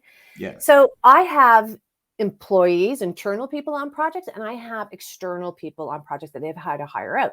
They all are part of my project team. We all come together. I don't separate them. And I think that's another misconception that happens as well, is that we'll separate them. Now, if someone is programming, I need to have them in my meeting, or I need to at least have a core person who can talk to them and make sure that they have the same sort of project management techniques to oversee that. If not, bring that person in, because I promise you, I don't know how many times with initiatives, both hardware and software, and particularly when they combine the two together, you need to start talking to those key people, because there's going to be programming changes, and we may want, because of a hardware related issue. And if we need to change that, I can't make assumptions. You really need to talk to the person who's creating the code associated for it, because I promise you, they're going to come across things that we just don't know. And then don't forget your UX designers as well. You just can't change that stuff on them as well. So you got to bring everybody, you have to bring in the core people who can represent, and you don't have to have a team of 50. My core teams tend to range from 8 to 10, depending on the scale. My smallest one actually right now is 5, which is pretty small. But, they have other teams, sub teams underneath them. And so we just set up the expectations, and I will sometimes hop on those sub team meetings. Ultimately, everyone understands, and I've laid it out like, hey, this is how we work. We're working holistically. You're going to go into, Joe, you're going to report into Joe for everything, but, I may reach out to you for stuff as well. So. Right. Yeah. Now, time's flying by. Speaking of project management, and being that you're a project management guest, I don't want to run over time here. Time scope budget, baby. Yeah. But just to maybe sort of bring this all full circle here, just sort of put a fine pin in it. What are some of the ways that, if I'm a project manager, I'm part of a team, or I'm an aspiring project manager, or I've been handed responsibilities, what are some ways to get started, in terms of establishing some of these best practices and capabilities that you're talking about here today? What are some tips or takeaways that we could take with us to get started? Yeah. Shameless plug. Take my course. No, seriously. I'm so many compliments on it. And it's only because this is the stuff I do, right? So I'm sharing with you my success. Take the course. It's just going to help you professionally in business. So that's number one. And the reason why I say that is because in the course, it actually tells you what to do. It frames it out. It's a framework for project management. It's not a software, which is a tool. It's a framework to share with your project management. So take the course. It gives you all the templates. It teaches you everything. And then when you do get something, don't just run off and start doing it. You need to start planning. You need to talk to the person who gave you that project, which is usually a sponsor, and you need to get some information from them and start locking down the assumptions. And the best way to do that is through specific templates, which again, I have for you. It's all set up. So you lock all that down, and then you create your charter, and then you do the kickoff. And then again, there's a roadmap that I have that shares with you the whole process. But again, it depends on what you are trying to achieve and the scope and how large that initiative is. Because you don't have to do everything that's in my course. You can cherry pick and do a few things, but it really, has impact, and it will guide you on. That's all I do. There's a freaking checklist. I just pull it, print it out, and I go, okay, here, done that. Check. It's really, you do not, and this is the efficiency part of me. This is my master black belt coming out. If you're scrambling all the time and you're stressed, your processes are broken. So don't scramble. Plan, you need to, and again, the checklist is, every project goes through this. I may take something out, or I may even add something in, but the framework is still the same. The framework has not changed. And so, use those tools and techniques and templates that are already created to help you be successful. The spin you're going to put on it is your personality. The spin you're going to put on it is who you are as an individual and how much emotional intelligence you have. And the other softer skills, like your communication, your meeting management, like that all, can really make or break projects as well. I have tons of meetings, but, I make them fun because I laugh a lot. But I'll do things for inspiration, but I don't do the cheesy stuff, right? Because not everybody likes that cheesy stuff. And in all honesty, we got a lot to do. We don't have time to do cheesy stuff. Right. But we can still have fun while we're working really hard, because we have a short timeline to get this deliverable out the door. So that becomes really important. But anyway, and there's lots on my YouTube channel too. That is a free resource, free information for everybody. I highly recommend. So yeah. So if you go to YouTube, search for Adriana Girdler, Girdler. Thank you, Adriana. Great conversation, really fun conversation too. Great interaction from the audience too. So I appreciate all the audience feedback and questions that we received during that discussion. In fact, there's so much good stuff that came out of that conversation. Kyler and I are going to unpack a couple of the key themes from that discussion when we return from a quick break. But first, you're listening to Transformation Ground Control.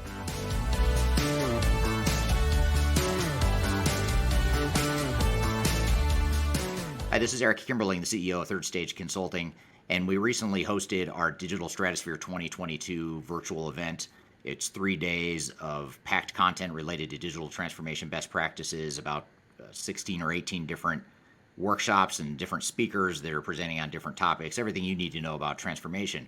The The bad news is if you miss that event, the event's over. The live event already happened. But the good news, if you've missed it, or even if you did attend it and you want to see replays or you want to catch the sessions you missed, you can do that now by going to stratosphere2022.com.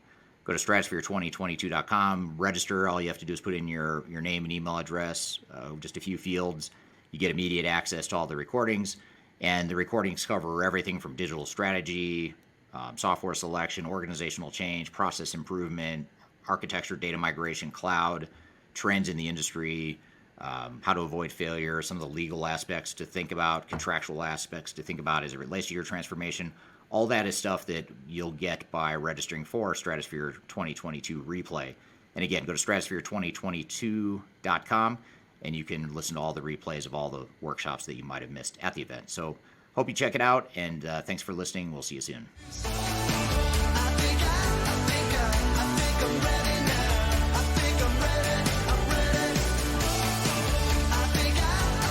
Hello, welcome back to Transformation Ground Control, episode number 88. You can find new episodes every Wednesday on YouTube, Facebook, LinkedIn, Twitter, as well as all the audio podcast platforms. And we just had Adriana Girdler on the show talking about project management, some of her lessons and best practices as it relates to digital transformations. What were some of your takeaways in that conversation, Kyler? Yeah, absolutely. Well, great conversation. I don't think sometimes we dig into project management the way that a lot of times we think those are kind of just top line basics, but they are so important in order to have any sort of digital transformation project be successful. So I think there was lots of great tactics in there, specifically in talking through the importance of just overall and consistent, concise communication, and the importance of that. And a lot of times, like our teams here at Third Stage, communication can mean so many things, whether that is a follow-up email to a status meeting, whether it's, a specific status report when it comes to the project, or updates, those types of different things. So I wondered if I could kind of elaborate with you on the effectiveness of communication. How do you know that your communication in a project is effective in creating an impact for whatever your objective is as a project manager? Well, one of the things we do at Third Stage that is extremely helpful in that regard is to conduct an organizational assessment where we track not only the overall readiness of the organization to go through the change that they're going through and about to go through, but also just gauging how well the organization understands where the project is, why we're going through the project, what the business value is, how it's going to impact the organization, all that stuff. And if we don't get strong scores in those areas when we do this evaluation, then we know we're not doing a good enough job. And you certainly want to watch how that metric tracks over time, which is why we conduct those assessments multiple times throughout a transformation. And those organizational assessments are a combination of quantitative data that we get through anonymous surveys from your employee base, but also in qualitative focus groups too. So, we're constantly keeping a pulse on that. And you're always learning a lot by doing those organizational assessments and understanding where you want to double down on some of your messaging and where maybe you're okay and you've gotten the message through and you can continue to reinforce. But either way, it gives you some good data points to figure out how to pivot or adjust your communication strategy as you need to. That's a good point. Definitely leveraging those assessments and project health checks and those types of different things to monitor the overall success of your project management style. I also liked when you guys touched on the trust that's needed in a project manager. And I can only imagine that must be something in a digital transformation that can be hard to actually solidify within a project management team, just because sometimes that team has to be the bad guy to say that's not our priority or we're working on something different now. How do you feel like it's most impactful to establish trust from a project management perspective when going through a big technology project? Well, I think Adriana started to touch on some of it when she was talking about the planning and preparation that's important to happen up front, where you're sort of learning the business, you're learning the players, you're learning the scope of the project, and you're doing a lot of listening. And I think listening and asking questions is one of the best ways to build trust, because it shows that you care, first of all, about how the company operates and why things are the way they are. And even if you're an internal project manager, chances are you're going to learn a lot about the operations and the people and the business needs, technological needs, all that stuff. So I think not coming in with a pre-defined answer is really important, because the minute you come in with a preconceived idea of what a solution should be or how the project should look, even if you're right, the perception is going to be that you're not listening and I don't quite trust you because you haven't taken the time to understand my business, my needs, that sort of thing. So I think listening and asking really good questions is one of the best way to build trust, but also, just establishing and maintaining those relationships on a personal level with the key stakeholders and key influencers within the organization. That's another way to do it as well. Absolutely. And it's kind of that immersion into the business that that you were talking about, and that she mentioned, in the fact that that's kind of the way that works, and the client has to kind of accept that overall cohesion to really get in, learn your business, take the time, of course, with scope, time, and budget, right? But also with quality. I think that was a big message of understanding how you effectively manage a project. It really is a strategic quality resource. So definitely a great conversation from that. And then I think the emotional intelligence part from last week's episode is a great example of how important that is on the project management side too, almost like we call our OCM practitioners therapist. Well, this is kind of like the project manager reminds me of like the mom or the go-to parent in the family, right? That everyone goes to like complain or please fix my problems, or, I need my shoes cleaned for soccer tomorrow, those types of different things, that they're kind of juggling all kinds of different things. So that was something just from my own personal life that I was like, oh, maybe, parents make really good project managers because they're, having to do all of these different things. But what a great conversation. I did drop a variety of links to all the course material and the promo code in those comments. So I myself want to take that course. I think it's a very cool opportunity to see what it looks like from a holistic project management side, not just for digital transformation, but just for business in general. Yeah, absolutely. I feel like, everything we talked about there in that discussion and everything she covers in her project management training course, the online course, is stuff that's going to be relevant whether you're doing a digital transformation or not. Certainly if you're a consultant or you think you might be part of an internal team someday that's doing a transformation, or if you're in the midst of one now, I think there's a lot of benefit from understanding those concepts for sure.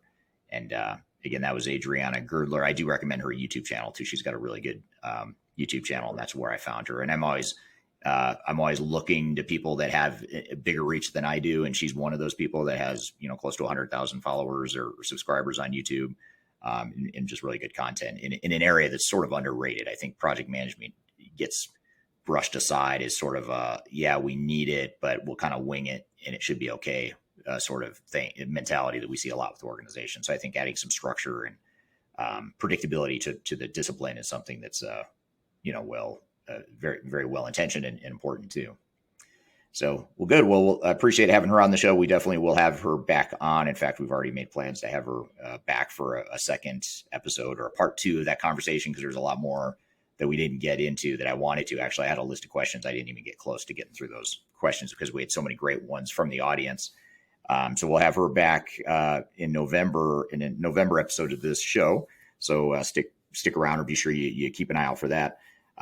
So we're going to shift gears though, and it actually isn't shifting gears that much, I suppose, because we're going to shift gears from project management to quality assurance. And quality assurance, in my opinion, is sort of an important complementary augmentation of project management. It's a way to identify risk and to look at a little bit more of the qualitative or the art side of transformation. So project management is really structured, predictable processes and templates and forms and deadline, scope, budget, all that stuff that's very tangible, that's important to manage. And as straightforward as it all sounds, most organizations do struggle with that.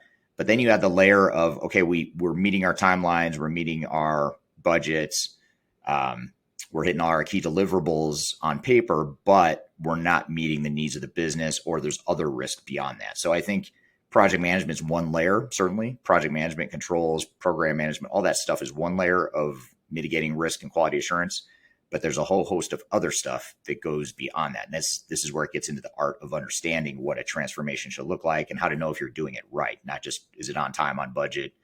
Is it in scope? Those things are important, but now we've got to shift gears and look at more of the qualitative art of it. And that's really what we want to talk about in this panel discussion. Although, as you'll see in this panel discussion, it's not complete art. There is structure to it. There's a science to it as well. So we're going to cover that piece of it here in just a moment. We're going to take a quick break. When we come back from that break, we'll have Clifford Martin and Dominic Lyne from our EMEA office here at Third Stage Consulting. They're going to be doing a panel discussion about quality assurance and how it relates to digital transformation. And first and foremost, what is quality assurance? Why is it important? And how do we go about it? So we're going to have them on the show. But first, we'll take a quick break. You're listening to Transformation Ground Control.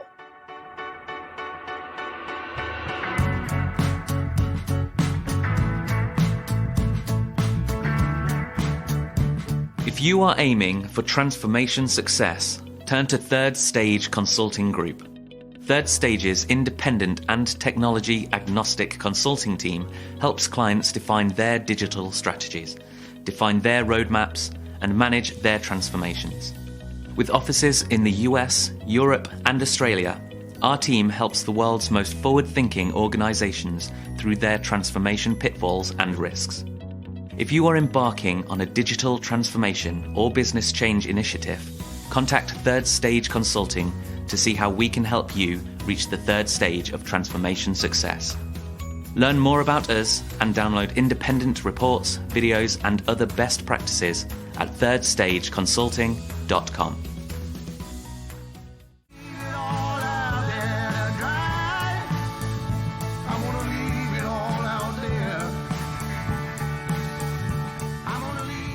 Hello, welcome back to Transformation Ground Control, episode number 88. You can find new episodes of this show every Wednesday. And I'm excited for our clip that we're going to show you. It's actually a presentation that was given at our recent Digital Stratosphere event just a few weeks ago. We hosted a Digital Stratosphere event specifically for the EMEA market, Europe, Middle East, and Africa. And whether you're in EMEA or not, you're more than welcome to listen to the sessions. And you can actually find those sessions by going to stratosphere2022.com. And you can find this as well as all the other sessions that we did in that full day event, as well as other Stratosphere events that we've hosted digitally as well. But this particular one we wanted to play for you because it's about quality assurance, and it's about how to ensure that your project stays on track and that you're identifying and mitigating risks along the way. So with that, we're going to have Clifford Martin based out of South Africa, and Dominic Lyne based out of London in the UK, both parts of the Third Stage international team. They're going to be doing this panel discussion with you, Kyler. So we're going to play this clip, and then we'll come back and talk about it after the fact. But let's roll the clip with Clifford and Dominic talking about quality assurance. Welcome again to the delegates who have joined. Yes, on my background, so I have spent many years managing and leading large multinational ERP programs, as well as consulting on it for different consulting houses, including KPMG and EY, Gartner, and I have also been a CIO before that. So I kind of get the challenges and pressures and complexities that organizations go through in terms of having to implement AI from a client perspective. And as of the last year and a half or so, very much involved with trying to establish our EMEA footprint in Europe, Middle East, and Africa. And this Stratosphere is, of course, a major event on that journey. So thank you for having me again today, Carla. Absolutely. And thank you so much for taking the time to share your insight on this important topic. We also brought Dominic Lyne up, who is our VP of EMEA, and also did our quality assurance kind of overview when it comes to actually methodology and deliverables this morning. So it gives this an opportunity to ask him any follow-up questions regarding that. So Dominic, I'm going to go the same to you, and maybe you can give us a more in-depth background of your experience with digital transformation. Well, it's a good question. Yeah, so unfortunately, I've got kind of a long background, more than 20 years, maybe even 30 years. So, so my background really was large ERP. So I used to work for Oracle years ago. And when that sort of, in the early days when it was still Smart Client and, not very good pre-internet. But then we quickly got into the modern way and did a lot of work with big programs for Oracle, SAP, big manufacturing organizations, telecoms.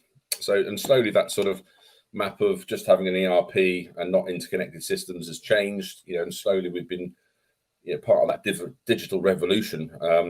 And for me, it was really, in the early days, it was all around, electronic invoices. Can we stop shuffling paper around? Electronic invoices, XML, EDI. And slowly that's sort of moving into much more complex areas around, full integrations, a digital back office, completely digitizing all assets and artifacts. You've obviously got the front end, Amazon, Shopify. I've been involved in quite a few projects that have integrated Amazon for fulfillment by Amazon, Shopify into NetSuite and things like that. So that whole digital shop, digital front end, digital factories, and now you're looking at AI and distributed sort of distribution kind of online. So the whole thing kind of moving from old clunky disparate systems to full SaaS, PaaS and digital footprints across the digital back office, digital shop, digital front end, digital factory, digital warehouse. Really quite exciting. And up into, I've had less experience of the whole data lake and AI and RPA, but that's sort of something we're starting to, get more and more into at the moment. And so for me, my ERP background has really morphed into this whole thing about digital strategy. It's not just ERP, it's a whole bunch of other things that incorporate, what's that nirvana of end state look like? So it's been really, really good, and kind of still young enough to understand some of these technologies now. So the next 10 years look really, really quite interesting in that sort of space. Well, it certainly has evolved. And as both of you are parents of teenagers, you have been thrown into the technology space, certainly both personally and professionally, I'm sure. And I've also never heard you with your accent say Amazon. So that was a fascinating experience. Amazon. Right. Yeah. Did I say it differently? Yeah, right. But let's jump into kind of talking through Shopify. Yeah, it's very English. Shopify. Yeah, right. Amazon. It is. Yeah, I love it. Makes me feel super sophisticated. So let's jump into kind of the quality assurance and understanding kind of where that fits within the digital transformation project. So Clifford, I'm going to go to you with this one. When it comes to quality assurance, how can you be sure that your quality assurance plan is optimized for success? Yes, I think in responding to that question, Carla, perhaps one needs to start with this as to what does one want to achieve with a quality assurance plan. And simplistically put, I think it really assists the client in the decision-making process. And what do I mean by that? So what we're saying is that it assists the client in making informed decisions at critical intervals throughout the project lifecycle. And of course, why informed decisions? Because the quality plan hopefully sets out the predefined criteria that need to be met for critical deliverables along that project roadmap. So in terms of ensuring that it's optimized, one has to ensure that that one understands the deliverables. One has to ensure that the plan talks to the type of metrics in terms of industry best practice that need to be in place for those deliverables. And then, of course, it's equally important as to who makes the decision. We don't necessarily want an SI marking their own homework. So having some level of independence and objectivity. And if we have those 3 or 4 components in place, then I think you have a good foundation for your quality assurance plan. And building on that, Dominic, how do you ensure that you have ownership over your quality assurance plan and it's matching your business goals and objectives as opposed to that of your software vendor or SI? Yeah, good question. I think that's probably part of having and one of the benefits of having independent insurance, where you can kind of go over the top of kind of all the different areas and departments, stakeholders, to look at that whole governance model, the charter, to ensure that everything that's in that charter and assurance plan, quality assurance plan is actually enacted. I think we mentioned it before. Sometimes these things look good on paper, but how do they actually become real? And that's some of the steps we went through earlier in terms of really assessing, what position certain areas are in, and having a proper RAG status that is backed up by an action plan, which goes into a management plan and gets enacted. So I think you really got to, have that independent view as well as good PMO. So with that independence, we talk a lot about that obviously here at Third Stage, Clifford, because that's, who we are and the value that we bring to our clients. But can you kind of explain the different agendas of partners that go into a digital transformation project and why it's important to just understand that professional skepticism? And sorry, I stole your buzzword because it's now mine. So. Absolutely. So I think what clients need to realize, Kyle, is that all the different stakeholders involved in a digital transformation program don't necessarily have the same agenda and the same expectations in terms of outcome and success, and certainly don't have the same definition of success, which is a pretty important point when you're embarking on a lengthy, costly transformation type exercise. So to me, it really does start with having some common and documented and preferably embedded in the SI contract T's and C's or definitions of what constitutes success for this engagement, so that there's a uniform standard definition for success, and from that one can then start to define the different quality metrics.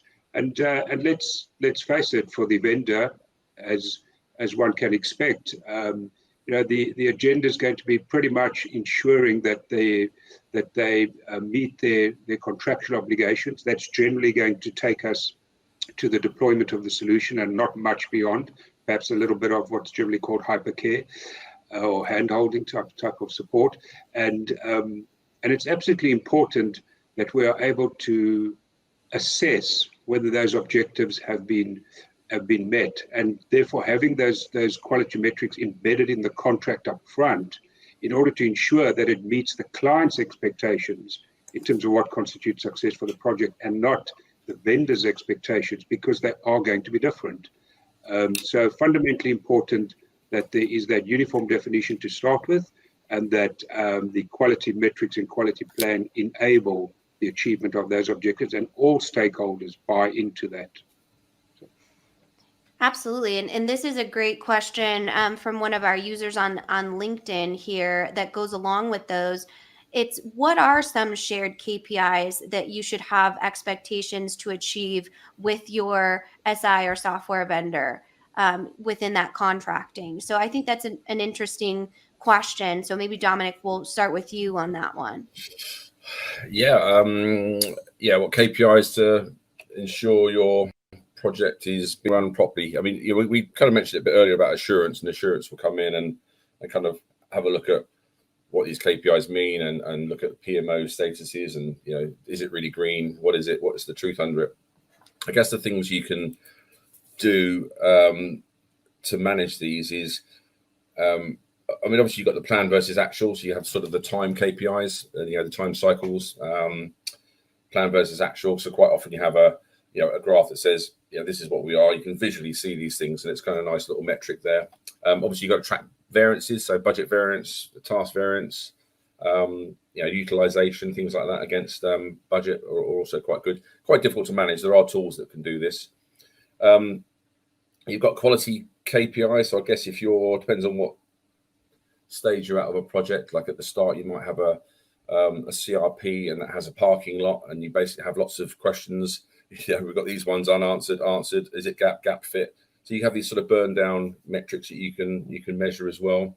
Obviously, there's test metrics, defect metrics. So each stage usually has a different set of KPIs.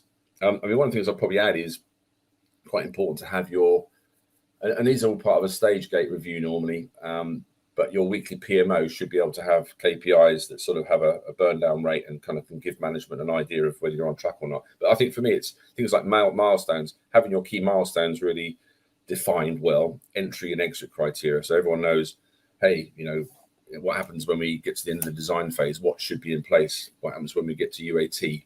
What metrics are we measuring? How do we enter UAT? Things like that. So I think the combination of those KPIs and strong milestones and entry exit criteria, and milestone reviews. Okay, we're listening to the clip of Clifford and Dominic from Third Stage Consulting talking about quality assurance within digital transformations. We've got a lot more to cover, but first we'll take a quick break. You're listening to Transformation Ground Control.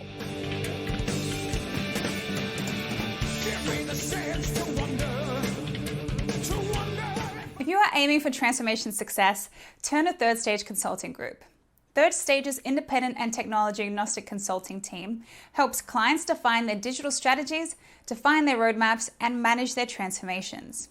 With offices in the US, Europe, and Australia, our team helps the world's most forward-thinking organizations through their transformation pitfalls and risks. If you are embarking on a digital transformation or business change initiative, contact Third Stage Consulting to see how we can help you reach the third stage of transformation success. Learn more about us and download independent reports, videos, and other best practices at thirdstage-consulting.com.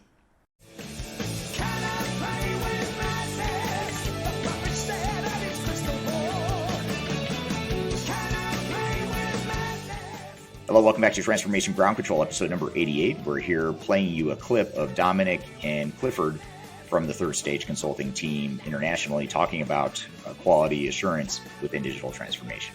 And what are your thoughts there, Clifford, as well? You mentioned kind of the contracting and getting that going up front. We actually have a great comment from one of our users on YouTube about needing to engage those quality metrics. What are your thoughts there? Yes, thanks, Carla, and I'll talk to the question specifically in a second. But let me first say that it's fundamentally important that one has the conversation with the executive and gets them to understand what are the critical decisions that will need to be made, that they will need to make on this journey, because that's where it starts. We talk about what are the quality metrics. So there's certain fundamentally critical decisions that the executive will need to make. They're going to be primarily around how they structure the contract, how they structure the project, who needs to do what in terms of roles and responsibilities. It's going to be around the design. What are the pain points and business process requirements going forward? The business case, what are we looking to achieve?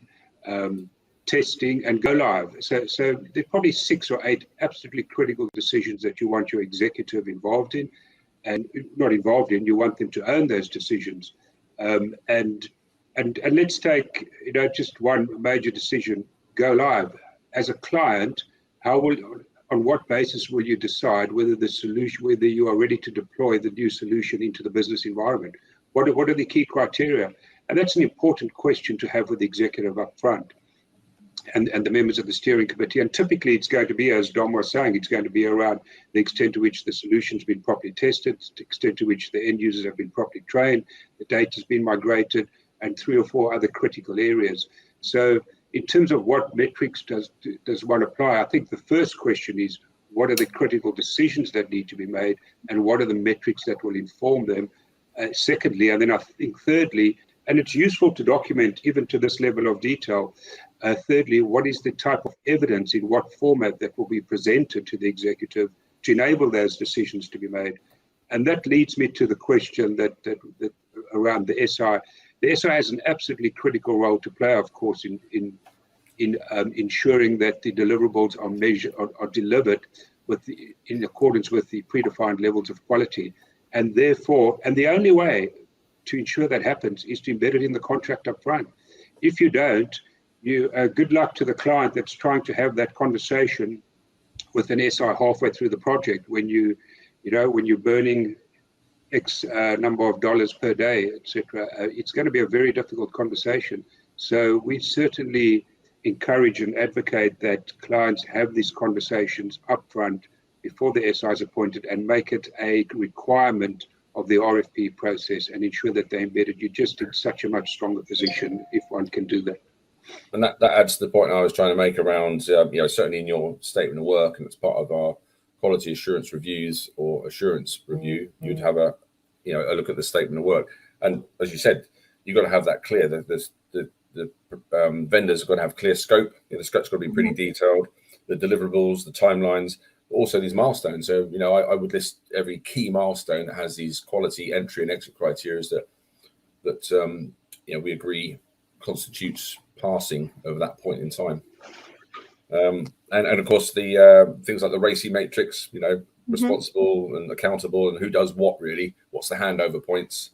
And that's why it's important, some of these milestones and quality reviews that have a proper formal review where people say, okay, I did this, are you happy, have you accepted it, rather than tick in the box. So I think formal stage gates are part of that quality metrics around the race. And perhaps just a quick example of how this often plays out, Carlos. So, one gets to the steering committee where the steering committee has to now decide, are we ready to go live or not?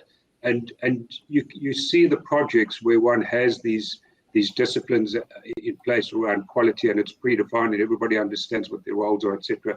And that's a very kind of clean conversation. And by that I mean there's a good understanding of what are the key metrics, what's the decision that needs to be made, the types of evidence we need to assess, etc., etc. And it's a very informed decision following proper due diligence. When those disciplines around quality are not in place, it's generally a big debate, and nobody quite understands where we're at and how well we've done in certain areas, and not quite sure what evidence is available to kind of ensure that those objectives have been achieved or those deliverables have been met, etc., etc. So it becomes a little bit of a messy decision-making process within the steering committee, and that's absolutely as a direct result of not having a proper quality management plan in place. So it sounds like the need is for that alignment around those quality metrics. And we've had a lot of questions throughout our event today from our awesome audience about executive alignment. So how do you achieve that alignment around those metrics and ensure that it's something that you can trickle down through the organization? Dom, why don't we start with you? That's another one for Clifford, I think. Oh, okay. Let's start with Clifford. Nice hospital pass there. Thanks, Scott.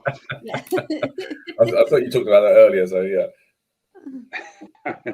Yes, no, absolutely essential that executive alignment, Carla, and the question I think you asked me is alignment around what, and I mentioned this earlier as well. I'm a strong proponent of an executive type boot camp up front, exactly to tease out those questions and get the executive to agree and understand what such a transformation journey entails, what are the critical milestones, the potential pitfalls, and very importantly, what decisions, once again, are you going to be asked to make? Because that allows them to prepare. That allows a head of department or a business process owner to know that in 3, 6, 9 months' time, we're going to do user acceptance testing. I'm going to be accountable as the head of finance, head of supply chain, etc. I'm going to be accountable for providing an opinion to the steering committee, to my executive forum, as to whether I believe within my area of responsibility we've done sufficient testing to deploy the solution. And so one has to set those accountabilities up front and ensure that that everybody understands what they're going to be asked to do further downstream on the project. And once we understand those critical decisions, we can now facilitate those conversations going forward by ensuring that we have properly defined metrics for those decisions, so that there's no ambiguity around who needs to do what to assess the quality of the deliverables going forward. And when you have that type of framework in place, it really makes those decisions so much easier. And of course, it demonstrates that as an executive team, one has followed good governance and appropriate due diligence in arriving at those decisions. So that's, from a good corporate governance perspective, that's fundamentally important. Yeah, and I'd probably add to that then for, you talk about the boot camp, and I know it's part of our offering, but I think the key bits are, to add to your point, is that alignment is, you have to start with the strategy, don't you? That strategy definition and alignment, and to articulate that strategy. You've got to have something to align, haven't you? So those boot camps are really quite important. some of the execs probably don't know, do they? They're like, oh, I didn't realize we were doing that. Oh, so unless you have that alignment and buy-in, it's very difficult for people to do anything. You got to have that mandate from the top down. That's why sponsorship is one of the key critical success factors. We haven't really done a session on that, but it's one of the key critical success factors for senior management to be bought in. We could do a whole session on that one day about critical success factors and how they should be implemented. Just to add those comments. Yeah, absolutely. Well, let's go to this question from Sam Graham here on LinkedIn, because I think it's a really important question around quality assurance and understanding how that affects different size organizations. So Sam says, I've seen small and medium-sized companies think they can just quote unquote wing it without proper documentation. Is this also true for many big companies? So let's start with you, Clifford, on this one. Yes, well, the simple answer is no, that you can't wing it. And I think, Kyla, one has to ask if we have an implementation project that does not have the required standards of documentation, then, and that doesn't necessarily need to be in a kind of paper format. I mean, we're talking about digital information stored within whatever repositories, but it needs to be recorded, and one has to then question if it's not there or absent or not at the required level of quality and completeness. One has to question the SI and the implementation approach and methodology being utilized, because certainly any SI that's worth its salt is going to come with a comprehensive implementation methodology, which is going to require dictate certain deliverables.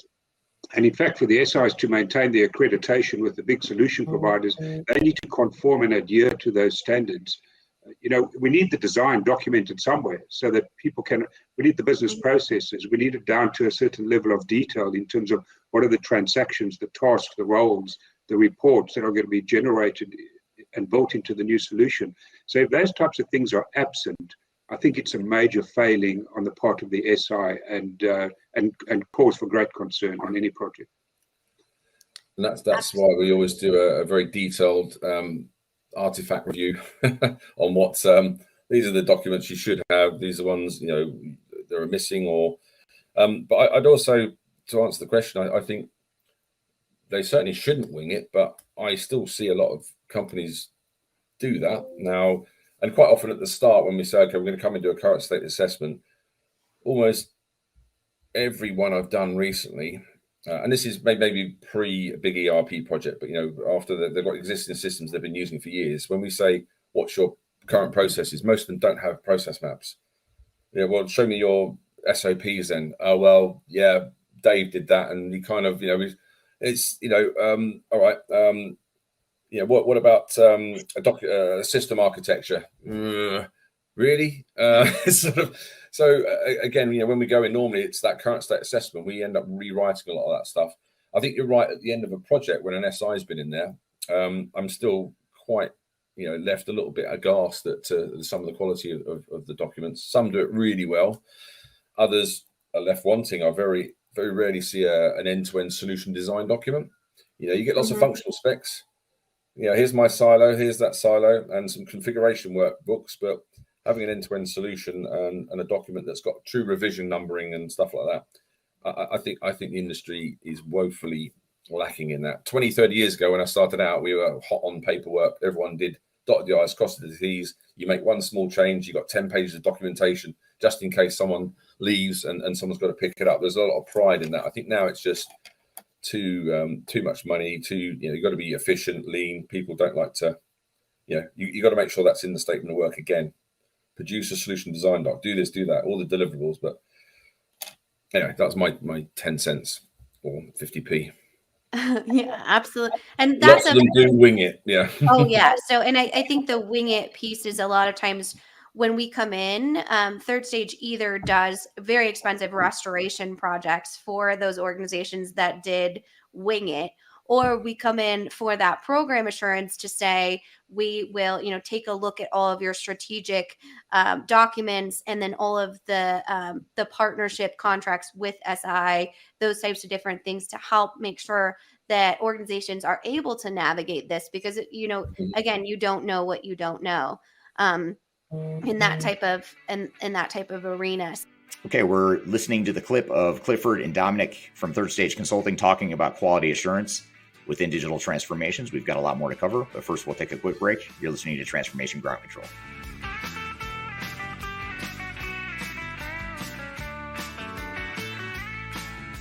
If you are involved in any sort of digital transformation or business change initiative, you will want to download the 2021 Digital Transformation Report. With its comprehensive overview of business and technology trends and best practices, this report is a must-have guide for any transformation project or executive team. Download this free report by visiting Third Stage Consulting at thirdstage-consulting.com. You can also visit our website to learn more about us or download independent reports, videos, and other best practices. Again, visit thirdstage-consulting.com today to learn how to take your transformation to the third stage of success.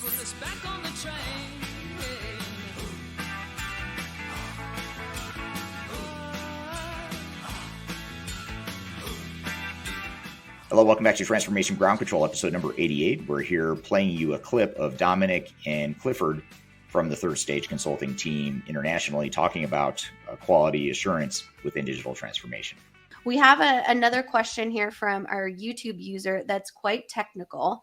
So this is for software development specifically.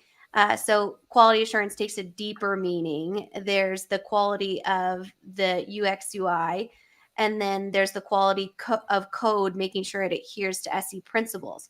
How is that handled? This is way outside my wheelhouse, so I hope somebody else has a great answer to this. So who wants to take a crack at it first? Dom's chopping at the bit. I can see it. You're the IT guy, aren't you? Yeah, it's a little bit outside of my kind of experience as a project program manager at that level. I guess I'm thinking where I've had issues around the build and that sort of coding is issues with sprints, this agile sprint methodology that sometimes is deployed, and I've not been on a project in the last couple of years that's done one really well. And I think these things around the quality metrics that you're probably talking about is left a little bit wanting. So I think some of the issues we've had with assurance work has been after sprints. The sprint has happened. The quality of the code and the testing and the user interfaces don't really kind of match. As I see Sam's not agreeing with the agile. Yeah, so agile for me shouldn't really be deployed unless people really know what they're doing. I much prefer the waterfall on ERP implementations for sure. Yeah, I mean, I would add to that to say that I think it's fundamentally important, and what I do see happen quite often is in terms of development, the client, where clients are big enough and large enough, that is to utilize their own technical staff to provide oversight on what the SI is doing and ensure that they comply with the organization's quality metrics regarding development. So I think that the client interaction and oversight of the development effort from the SI is extremely important, so that there's no misalignment between the standards that the SI bring and the client's own technical standards around development. Yeah, absolutely, definitely. So when we're talking about agile, and I'll bring up kind of a building point on this question. How does that affect the quality assurance requirements if you are taking more of an agile approach? And maybe for those that don't know the difference between agile and waterfall, maybe Clifford, you could give us a quick rundown on the difference there. Sure. I mean, there's no doubt that the quality assurance approach is more complex on an agile project, and I think it's an interesting comment made in terms of not agreeing with agile in the ERP space.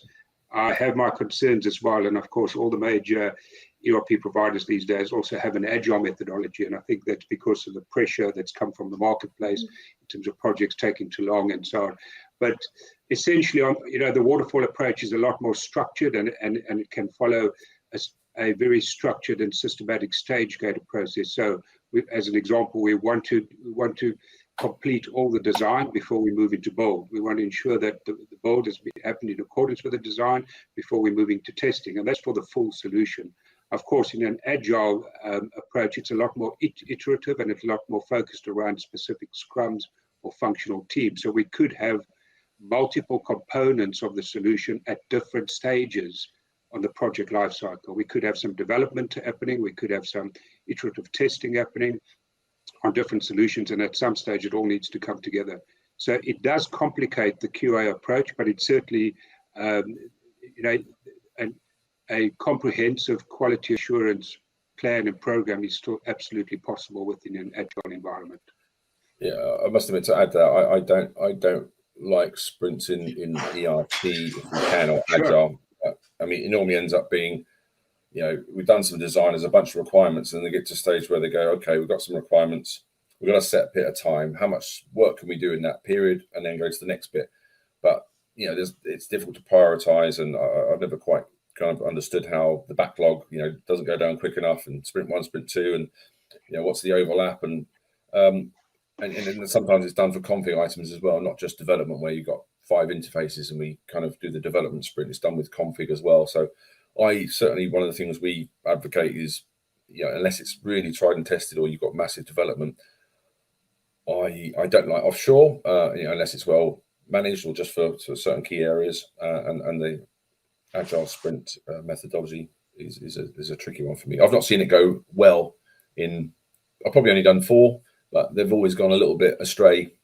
Mm-hmm. From what I can tell. No one really knows what's going on. It's just sort of a bit of chaos that people like to do, and then at the end of it, we try and unpick the chaos and see what happened. Oh, there's remediation to do.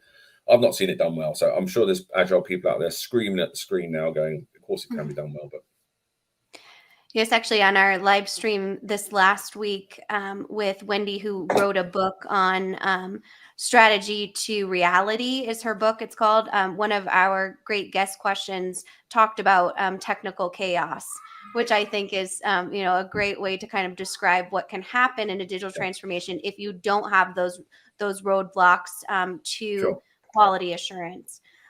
So moving through kind of what that looks like from a vendor overall integration, I'm wondering if you could share kind of a high level top 3 tips to achieving a quality assurance or a successful quality assurance plan. So Dom, let's start with you. Okay, so sorry, top 10 key points for vendor quality assurance, or just quality assurance? I mean, you can do 10. I asked for 3, but if you are an overachiever over there. I heard top 10. Yeah, I think we've kind of touched on a lot of them, where it's what are the metrics you want to really test, and be measured on, your KPIs, and I think that quality plan should kind of reflect that, really, and certainly things of test metrics.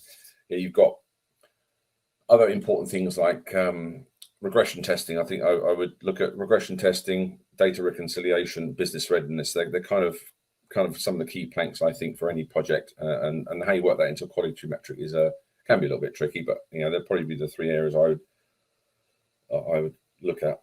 Regression testing is only there if you've got a live system. Obviously, a lot of people do new ERPs, but quite often we've got areas to do regression testing. But data reconciliation, difficult to do a KPI.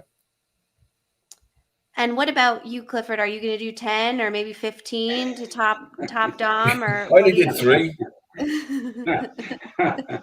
Sorry. Okay, let me focus. So I'll just do 3. I think number 1, ensure that you link it to the decision-making process. Understand what are the critical decisions. Number 2, ensure that for those critical decisions around, and they're going to be around what's been, whether certain deliverables have been met on the project timeline, ensure that you link those metrics to those decisions. And the 3rd tip would be absolutely important that they are embedded within the SI contract, so that you have a mechanism by which to hold the SI to account. And those are great. I love how Dom went more on like the deliverable side and Clifford went more on the strategic side. So that's such a good sampling. So last question, true or false? So you don't have to, name top 10 things, Dom. So calm down. You'll be I'm English. I use too many words to describe Yeah. few things. So if you do not have a quality assurance plan for your digital transformation, it will fail. True or false? Overall, true. Is that it, Tom? Yeah, wow. Okay. I'm I said one shocked. word. True. You said one Agreed. word. His feelings I are hurt because agree. we True. told him he was talking too much. True. Yeah, Okay. I heard the brief that time properly. Right. Absolutely. So let's end here with a user question, because I think this is a really good one from one of our listeners on LinkedIn. So thank you so much for watching. To what extent do solutions like SaaS and cloud solutions play a role in quality assurance? We've seen obviously a huge migration into more software as a service and software as a subscription based solutions. So what does that look like as far as that quality assurance piece to that? And Dom, let's start with you. To some extent, it may simplify things. So for some of the SaaS solutions or cloud, certainly things like Oracle, in the old days, Oracle was out-of-the-box solutions, or so we thought. And then people tend to over egg requirements gathering, and end up sort of building something that's not what the original ERP was for. And it's supposed to, get rid of your legacy, have a out-of-the-box ERP, best practices.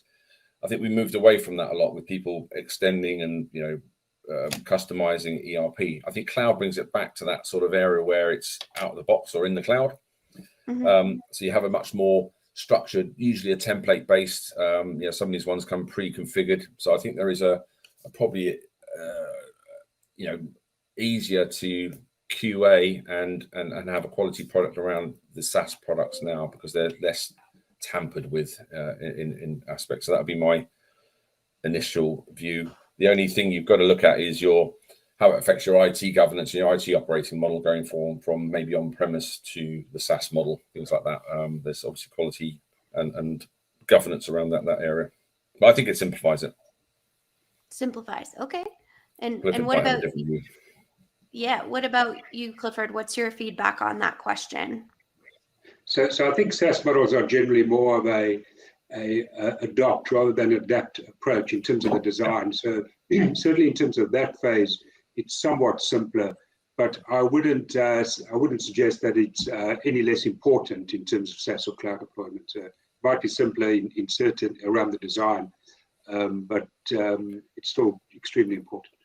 Yeah, but I think your metrics would go a little bit about what I was saying around data. It's all more about the data than data reconciliation, and what's your metrics around that and business readiness, as opposed to have we built it properly? Have we measured all the requirements? You still need to do that, but I think it probably simplifies that bit.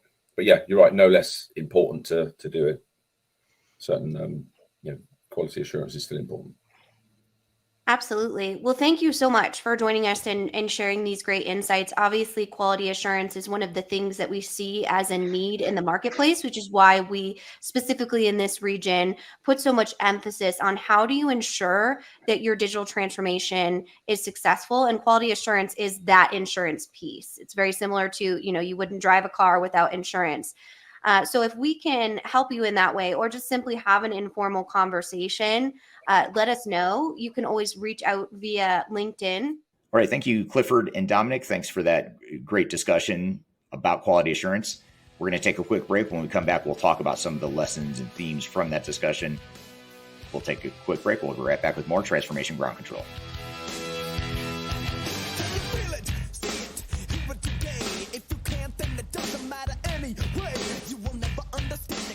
If you are aiming for transformation success, turn to Third Stage Consulting Group. Third Stage's independent and technology agnostic consulting team helps clients define their digital strategies, define their roadmaps, and manage their transformations. With offices in the US, Europe, and Australia, our team helps the world's most forward-thinking organizations through their transformation pitfalls and risks. If you are embarking on a digital transformation or business change initiative, contact Third Stage Consulting to see how we can help you reach the third stage of transformation success. Learn more about us and download independent reports, videos, and other best practices at thirdstageconsulting.com.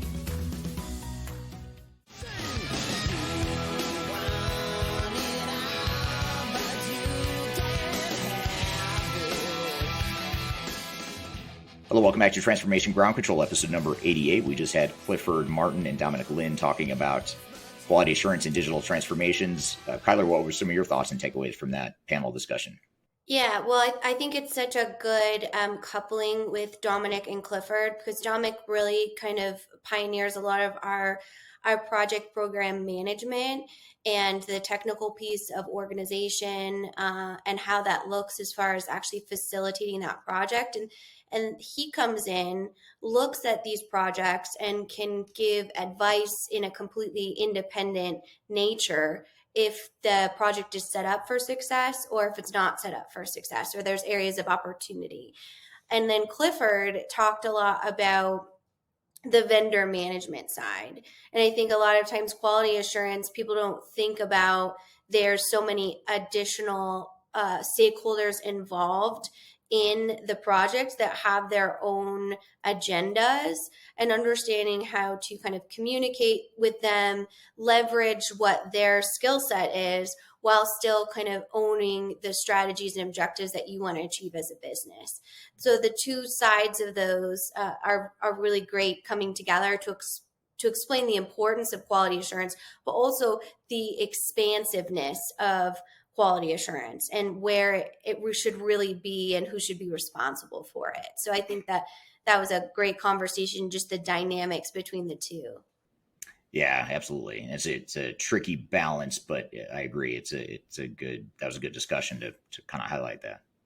Absolutely. I think it's really interesting how many times we jump into triage projects because that we didn't see that quality assurance be a main strategy or a main work stream, right, within the overall digital strategy or technology implementation. So it truly is the insurance policy, as we talked about, for your transformation project, especially if you're a smaller mid-tier organization.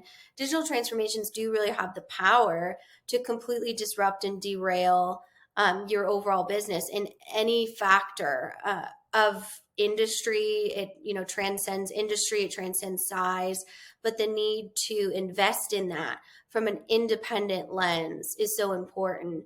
And I think what Clifford was really trying to drive home there is a lot of times you'll hear from your system integrator or your vendor saying, everything's fine, everything's good, everything's fine. And you really need that ability to have that independent, skilled expertise to say, oh, is it really fine? Really, let's dig into what that looks like. So I think it's so important to consider when planning any sort of digital transformation that quality assurance should be in really your top tier of prioritizations, just to ensure that you're best set up for success. Yeah, much like you'd put in place the project management and program management that we talked about earlier in this episode with Adriana. Just like you want to make sure you have project management, project controls in place, and a charter, a project plan, budget, all that stuff. You also want to make sure you have a quality assurance framework in place, because there is that art of uncovering and anticipating where the risks are and anticipating them before they become pain points or problem areas, which if you wait until they become pain points or problem areas, you've waited too long, and oftentimes they're too difficult or impossible to fix at that point. So you really need a partner that can help you anticipate proactively where those gaps are.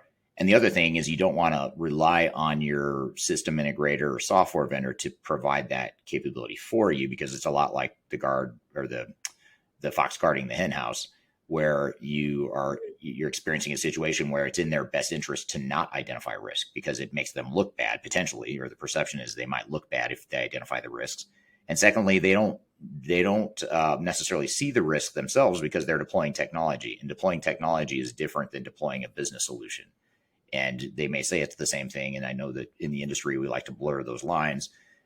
But there is a difference between deploying technology and deploying a broader business solution. So I think those are two sort of words of warning or words of advice for anyone that's thinking about quality assurance. Absolutely. And I highly recommend going to our website and watching the full EMEA replay, because a few keynotes before this, which will feature on ground control at some point, Dominic actually does go through an entire workflow of quality assurance, what that looks like, and deliverables around it, so that you can really understand what does that look like from an actual strategic and tactical perspective. So highly recommend that. Again, you can find that on our website. The replays are available on YouTube as well. And if you would like to connect with Dominic or Clifford, you can definitely go to our website, and their LinkedIn is linked on our team's page. So if you wanted to learn more about the work that they do and the thought leadership that they have in that area, I highly recommend connecting with them. Yeah, absolutely. Yeah, they're good people to follow on LinkedIn and you connect with. So hopefully you found that helpful in the discussion here related to quality assurance.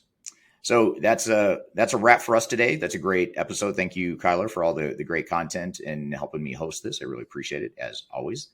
And thank you to the audience for listening in today. And be sure, if you could, I have a favor to ask, if you could just spread the word and let people know about this podcast and share it with colleagues and anyone else that you think might benefit and find value in this content. We'd love to get the word out to more people. So thank you for doing that in advance. I want to thank everyone for being here today. Have a great week, and we'll look forward to seeing you next time on Transformation Ground Control. Take care.